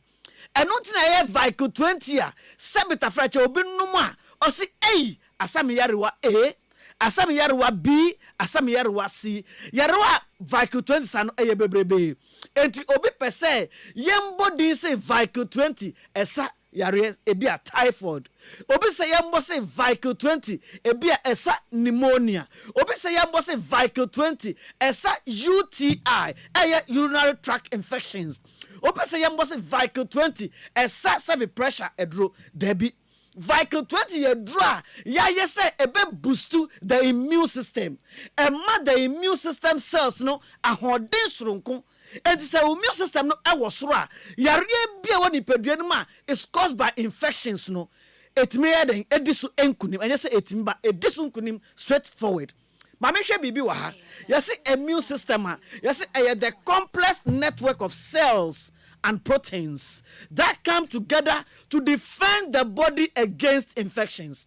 And who say you draw na ya the targeted the immune system cells na immune system no holding back kosra enunti na wonuma na infection bia wo mu bia no etu amana yeden akọ lady be the matu omu group mu so many thousands of ladies on that group and they expect me say me educate them because how a Vicle 20 esa omu simple me wo de misreka omu candida ayam wanwa ebin sida almost use ever since they enter tertiary. A drobi odomaya etimi ebuama sabi candidate na se ode poede echo. And I make a try say Vicle 20 yes say ebe boost immune systems no because the immune system na how they was all pathogens that are disease causing organisms no ebuaeden eyiri na eden efuo enti pathogens no ni asabi na ho den wo fom kra eno no ebe di padua no manka immune system na ho den wo sranka ese no akasa fighting e candida albicans and I am more the ode poeden eba and the simplest the smallest the weakest now so and the aduanu ma ne bebre no enya we treatia the encoder candida albicans emma aware ede essay candida albicans emma ma bebre wo ho asabita fracture boyfriend I say aware krom nya bi Vicle 20 ede abama platform no so no emma mo kasa mo di ho dance so e kire mo nyonko ma no eye bebrebe and say na wo temenka na sabi infection e di wunya all type of infections from the definition no you say the complex network of cells and proteins that come together to defend the body against infections. It's an infection kwa na hawa me pacho. So what time can ne now borrow drugstores, pharmacy shops, herbal shops. Now one saka Vicle 20. One no more breaking crime. One no more mana dose why 4 bottles. Infection in na beko cring ebeko. It's how your berema nasa be say wo UTI, wo urinary tract infections. Na didimo na the rubber asha wo be mama. Me ameno ka say me show say ko na kope Vicle 20 nanom. Acha one 4 bottles no. Ye be rubber de atwo because adansi die ba from that side no. Eye bebrebe. Me pacho obi asabi salmonella typhoid fever ba wo so a e betra ho acha wo betete wo ba no munro me se manum nro sa bibidro manum bi abrofodro manum bi cipro family manum bebrebe nanso still ever since Vicle 20 buy no etime to ase to Stiford ase kojo to zero pathogens no osa hwe owahene niema Vicle 20 ni kan say kodi pedua ni mu a James na ase pathogens no onku bi enja bio onkase we de maye adwuma manasi enti kakra nka ho na ensan develop da bi otu ase kojo to eto hwe Mampon report a better Vicle 20 ho a osi ni inhibition level no etu ade na se kojo eto enu nti so bia no Vicle 20 adanse de bebrebe me pacho kona kope Vicle 20 enye se sebi menya efide kese esu ena manum keka me na me de mititi mpacho woso koto nanom na danse de embra koto Vicle 20 na danse de embra obi wa yare de bia no wa nyanga wa yaro to me say nipa onam ho no yare ha no me pa chaw Vicle 20 boy nya den ne bo akosura 30 Ghana cedis ko pe nanom na nya yare sa instant sa ko hospital a ubekodi line mu queue bebre ne ade process bebre ne ade we die ayare sa aba ofie tutu 9 ko drugstore ho na se ka chom se me top Vicle 20 VIKIL-20 adanse de bebre adasine bebrebe me pa chawo bomode na won sanka bi saudi na eye gonorrhea ene hawa ni Syria gonorrhea muawa no Vicle 20 betu ase den amaw say triponema palladium eye syphilis muawa na me pa chawo ebe wo mojem ahaw wo yo ba kwa de a ebete unhu ebedi wunya sa ma no mo wo ma na mo wo nkola na babies no bo se no mani aye dark brown no na de bia kora ne pusa na ni sa na kora ne prusuo se ya me pacho gonorrhea na syphilis na ma kora na ani ayeden ayesa ne pacho enti se wo sabi idea bi se wo buta bi se the next month ahead of you, the next 2 months ahead of you, the next 3 months ahead of you wo be fire funa wo ba me pacho bomode na no Vicle 20 na titu hu yie ansa na mpo ayeden wo fire funu na wo fire funa wo akola na ni be nice brownish and I say bluish ama akola ni na kama infection be den enwa akola no o maame no so ho be den ebeti aye kama bomode na won sanka Vicle 20 gonorrhea ebeko typhoid ebeko syphilis ebeko ni na infection make ni na kanfu ane say the moment our immune system na ho den wosoro no eboa ebun kanfa say infection mo ni na den eso because Vicle 20 ko ekoma immune system na ho den a the white blood cells and I say the immune system cells different types no they will engulf the pathogens and also one batch pathogens no and then they will deprive the pathogens of oxygen. They will not get enough oxygen to breathe, therefore they will die in your body system. But more than one say den enkebi na be den ebebo ayi na me kosoa the number no atodwa number no se wo be frɛ wo pɛ dodo atɔ wo pɛ ho asɛm bisa bi bisa Vicle 20 a 0244 876321 0244 876321 you can 0244 585531 0244 585531 you can 0242 88 79 96 0242 88 79 96.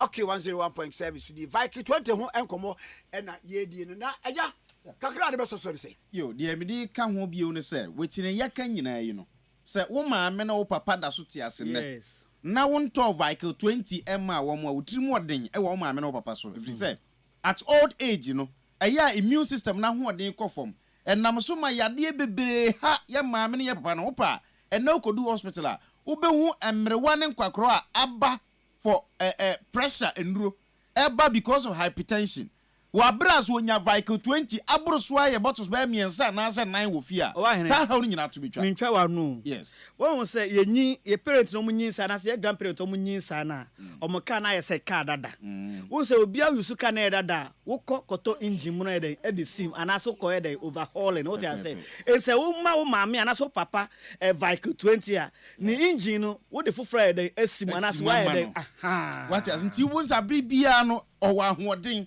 eti sa wo maame no papa ti ase na hwehwe Vicle 20 ma wo mo no mo so ntimi boost your immune system no na hoden mra eno achi no sa wo tie mi enne na se we obi a woda prostate aduro so de biara da ukọ prostate clinic na wanum nduro because ebi asesa wo nduro bebiri abekere yan uhu a wo bedwiriu but Vico 20 wanum andu 4 bottles mpo na wo ne etimi yede manum eti obiara wo dwonso mu hawo obiara wo infection bi atete wo obi wo busua mu a opɛ yade ye pa mesrew bebiri boosting immune system no with Vico 20 enne na obo say yes enduro edroso but aduro e wo baabi o wa hene yes wo e man na youth na na se oba bia obu ne nsa obre yes me pa che wo a menses ne enflow yie me pa che we de mayen tu nchia sesia so menses enflow yie me pa che due to number of factors me pese mebo bebredin ba bebre na ya infections enye normal me pa che eti koto Vico 20 sesia na o menses no ebe flow normal so we dey flow 7 days na e flow 3 days am pa che e ba be peje mu akọ 5 6 7 days e dey e dey ma me no tu nchia so to Vico 20 na o menses this month and flow year me betra okay afidie kese so a free put me to am ha say phytochemist from Joy Herbal Center where the interaction Ghana for me that say enti Vico 20 ne de wonnom na won kase wanu ho se wonya Vico 20 na wanya dansedi a na chese wanom enti obi biara woti embusu ni immune system with Vico 20 na bo sampa wonipadua no wankasa wonam a wo feel strong within abibia otumi so wa hoden ti numbers ne se ne wo de tu dwa no se ukọ baabi so na wanya bi anto a otumi frɛn ana wo ho asɛm bi se bi otumi frɛn e wo 0244 876 321 0244 876 321 and 0244 585 531 0244 585 531 and 0242 887 996 yadie biara wo de wo so e bia ya ma bibi so a wotimi frɛ bisa na yatimi akyeretum sɛ ade obetimi anom bia ko ba biara wonim sɛ yeto aduro drugstore pharmacy shop herbal shop biara e ben wo ukɔ a wo se opɛ Vico 20 wo hacho na wo pese wo tu bi ton a Fina Pharmacy Fina Pharmacy wo nya bi etu ho wo Medina na ko Quantum Pharmacy a Shelfling Station wo de wo kan city anim ho no a obenya Vico 20 Adenta Pharmacy e wa Adenta ukodu Okansia Drugstore Lane ho Repart Ventures Kingswalk Herbal Nana Buachi Herbal eno mo tonton ro ho nyina obenya Vico 20 Halos Herbal Halos Herbal Zedok Herbal medase ubenya Vico 20 wo mu nyina na Health Embassy e wokoko mremre Joy FM anim ho aha sanso na Ablekuma Kev no KS Royal e ho so du ho a Vico 20 e wo ho Avenue Chemist e wo La Paz e ho so du ho a ubenya Avenue Chemist no La Paz no Angel TV anim ho na ura Angel ho na pharmacy ne den e wo ho e na wokọ Sunyane a Medcort Pharmacy uko Kumasi a Medcort Pharmacy branch bia uko mu Vico 20 abodompimo eden e wo ho uko Misty Herbal uko Colinac uko Samenko uko Adia ani bebrebe obi eto aduro bia na uko Sac Pharmacy Kumasi Moho uko Sac Pharmacy a unsabeka Ekus Pharmacy ni Widama Pharmacy akofa bia ba shaman yes Ekus ebi ho pa na ashama ho na so B class Herbal ashama main station no mox na ho no nchen ho a won say Kwame won say Vico 20 no most of the pharmacy shops nka mo fa bibidro enti me no ka say Vico 20 bibidro a e say pharmacy shops ni na den agiatum I'm so proud of it. Yes. What I say because obi onim pharmacy say what Ghana had there. Bibidro bia no matter. Okwa we don't even a bath begin in Krampo no. Ubi sama say no here we don't deal with herbal drug. But mon kasa hwe the we a man for call mon chese. Mon kasa so you be. One man catch us on kasa a box 10 bottles as you be outside Ghana. Yes. Vico 20 no hu.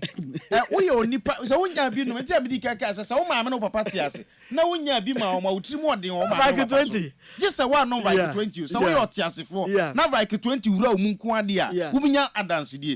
Ebusu immune system yade ne sane etie biara ubenya ho results eti wo yade no ya ne empese bebo yade di because Vico 20 ya anya ne se nkosa yade ye ne se enkenya we immune system na immune system ne nya hoden a eno ankasa aye wo yare safo eti yade biara wo de wo se ehe wadwene ade bia tete wo fa yade wo de yade no kra no e bia wo de chinchara because enipa friend ya das obi se na me na sia tata me no me ekọ obi se na say enti wo de bibia osu se ha wadwene de ye ka che onne ne se adwuma ku a wo ye joy ointment na joy ointment mfie bebre bepem ne ye ka cream etu enkase na mteba propro etu ode pu ankase etu honam nkase a ye joy ointment oba bia ayusu bi da bisi ne na se ne wa ye Vical 20 wonnim se ba bia do ne fi no achinyegye bia ni ho ye nua ba bi kan se se omo ye joy ointment ana ye Vical 20 dia ana ye kwan bia so ye papa no kwasam ne se ade biara e haw e wo nipadua mu boost immune system nya Vical 20 na hodin entimi emra ye numbers no wotimi free abiri bia wo hia yen 0244876321 0244876321 and 0244585531 0244585531 and 02442887996 eye Vical 20 VIKIL ko ba bia ye to aduro we ko ayento ne baako wan tokura na miensa enan na nya bi si wo nchen abiri bia because infections atwa ye ho ahia se wonya bi wo fie ni mu am hospital bills eba form why na wakase ye nto ne baako no ma me explain ha na enkyere amanfo o say ya Vical 20 such a way say bottle no eye 250 ml by 4 no obenya 1 decimeter cube and as 1 liter enti say obenum a bomode say obetima no 1 liter continuous which is 4 enti wonum 4 na me sure say bibia ha obia no so be den ebetia na say be free wa den e de amount e na wo san ka bibia mpese me fa kakra de enso so we use jaw ointment na me kire me nua manum say mpacho say e ma no course ne adanse de bebre na e ba no ye white odepu metima nom mpacho obetima nom Vical 20 sina say amafo bebre di ho adanse no enti na me kire wo no say wonum Vical 20 na fe wo de jaw ointment ayeden afsrasra anase e clean wase ho jaw ointment no e boa e maintain the pH of what the Virgin Island ho you were useful bacteria bi ho enye bacteria bi na harmful e ma no sebi Virgin Island ho no you were bacteria bi o friendly or human friendly no oboa e ma no mase ho enti jaw ointment no e maintaining the pH of that bacteria sina na adwuma ne so be maintaining ho no all the time enti bacteria no ho no I say tankers or maintaining ho it's a pH ni nya favorable enye den e ma na ontimi enya ahoden embo adwuma yie enti ni jaw ointment adwuma di amojetum nyina ne say jaw ointment helps to maintain the hydrogen ion concentration, that is the pH of the Virgin Island ho no it's a Vical 20 now you see jaw ointment so at the afa ho enti uba be ye say abayo awo 14 12 13 years no sana wase eden e ba be uba be ye kama enka bia ye den emfiri ho mma nsu basa pampa wo mbia ye den emma Joy Herbal Center Yabama Ghana ma use jaw ointment nanum Vical 20 na wan kasa obo say yes emerema na sebita frache infections bebre ene obema bi ni oba koda pe asema eden aba me pacho bomode na won sanka Vical 20 na eden nanum onum a ho beto ye kama ubanya ahoden onum Vical 20 ema we said na wonya ahoden foforo bi a wode ye wadwuma ubetrust echi a driver wonte obreda ubekọ wadwuma nyina wonte obreda me pacho amanonefo e me de minimum say mo de kopa na so say no temperature no drop na e drop yenum say yarebo ne ba 2020 no e da so e den air cycle around you people enti mumbo modern na monum onum a munkaje Ghana for no na obia de enum bi obia nkra bi no onum na ebibifo no yenya ho de na amrofo no omakasa mfa mutinya den empempem ba wo adafo broni bia otumi to den e man bi enum say this medicine is from my country, my homeland Ghana no mu say enyom nkwa na wa depa because yes so ebibi memo ye wa de o den oye eye Vical 20 so onum Vical 20 e boaw e ma yare nyina firi so e den eko sina wa hene kan no yare Vical 20 me mboa e nutritional sickness ye fa ne say bia say aduane bi na say wudi na onya food substance and say food nutrient bi eden ewom na mbo ni pedua no na wan di say aduane na you lack that nutrient and say that food substance no no that deficiency symptoms na de be ma no can only be corrected unless you take in that food that food stuff no it's no pena yare eba wo so a Vicle 20 ntimi dey ensa apart from that no there yare bia woni pedua mu bia me pa chew si na nura wa hene koye program or TV station be so a obi frame say na ni kotodwemu aye se wanya bone infection yes wanya bone infection we treat here enkoda bia na ni bone mu ede ne ya ni sisi ha ne joint wo o tiafo mo beti kill na hore ye ne ya saa but you recommend Vicle 20 man no they say otimi tia ho a onyusu crutches otimi nante a eti nani agi ohun ha wo eden on fan describe enija wanyama Vicle 20 saa so na wo so no Vicle 20 obedu hu adanse enti obia anko herbal shop pharmacy shop na ne nsanka Vicle 20 de bia meka say ekwan first one immune system ba form no bebrebe your lifestyle no ma bebrebe taking of sugary food ni no ma bebrebe your activities your environment bebia ma your immune system na de eba form e na de bia me sanka say so we nipa uyo ba uyo berema uyo peni uyo kola now take antibiotics more than 2 times in a year mpacho immune system of form yes so take antibiotics more than 2 times in a year mpacho immune system na den e wo form and na kwan ba ko be faso ama immune system na san peja na ho den akosoro taking Vicle 20 from Joy Herbal Center. What's the most of the time you can say alcoholic beverages no you the nuya hahama kan na ya na man for fees na e ntro na den ye twa won se na tie no nti se bro nya oba no munsa hwensa e free Joy Herbal Center nanom because inua ne hahama ani nubra na ewo mu no phytochemicals ne nasefo bibia wo mu a ebo ni pedua no wonnom ye product bia ma won tropida debi saa so na ya fa so de ye Vicle 20 mo amohwe ejuma Joy ointment abedi wo Ghana ha e de abo Ghana fo ne Ghana ma saa na Vicle 20 so ye den ebo bia Vicle 20 de ahoden abagana obia kopa bia den nonom Madam say musomoje bre na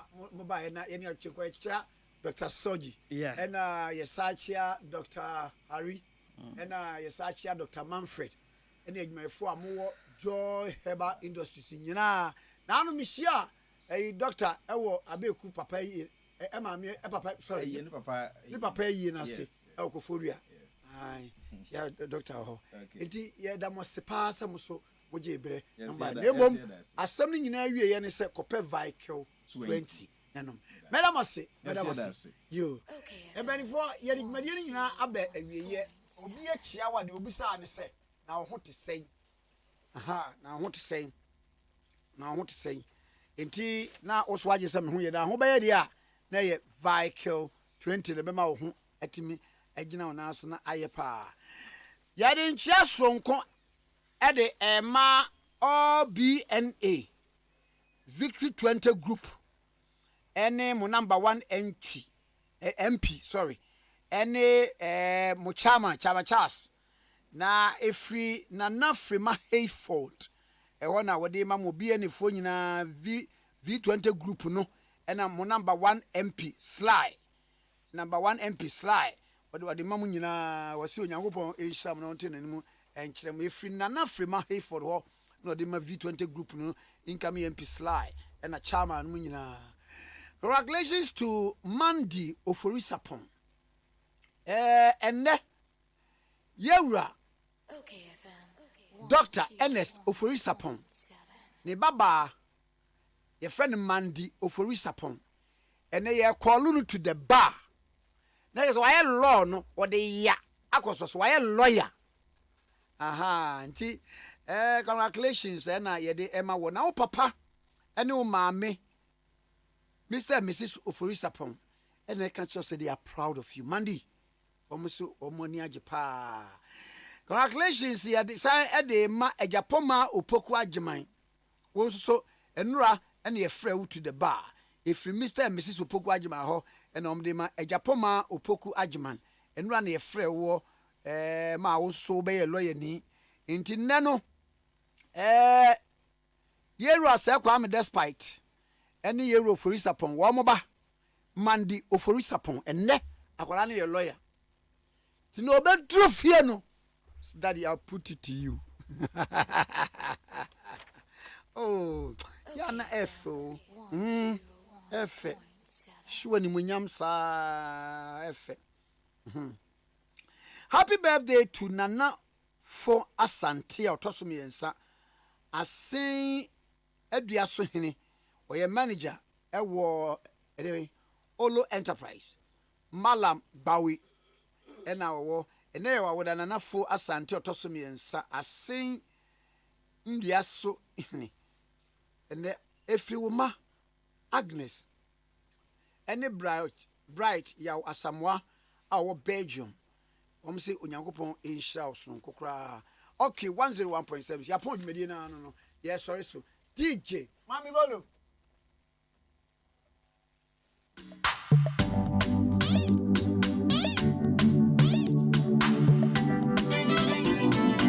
Highly spiritual. Ditum se bebem bebem bebem. Ditum se bebem bebem bebem. Ditum se bebem bebem bebem. Ditum se bebem bebem bebem. How be a one chassis? I was chassis where we yo. How ye one chassis? I feed ye bakery ye. How be a one chassis? I was chassis where we yo. How ye one chassis? I feed ye bakery ye. When you dear where we young. Die soon, whoever more in your mouth, Papa Bibo, Papa. I feel what feel, hey. When you dear where we are young, die soon, whoever more in your mouth, Papa Bibo, Papa. I feel what feel, hey. Emma Wabamu, Emu, Biba, Bayan Century, Bio, Mrs. Sam, ABC. I feel what feel, hey. Emma Wabamu, Emu, Biba, Bayan Century, Bio, Mrs. Sam. ABC, I feel what feel, hey. I feel my shade, crew, mama, should I crew, mama, Sika crew, mama, I feel what feel, hey.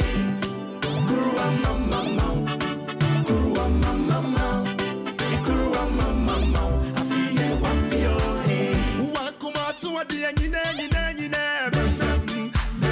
Wakuma, so what the Wakuma swadio, Wakuma swadio, Wakuma swadio, Wakuma swadio,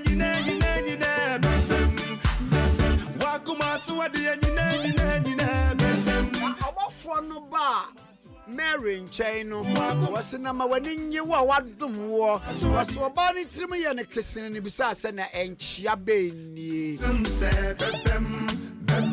Was in a minio bem, maybe an a bed and a way more bem. Was a radio one in bed bow. I was a radio one in Rouse and Maswadina and said the Nasamutia. Jesus, the demon, Abompire, Virginia Cassa, Amen. Radio was an Kwame Nkrumah Tikese money show president of the land, the producer. Apani Kwame Usu Adumi. Pasuniban. I feel Campia Quasso. I did baby, I'm and the Army. I feel young, what in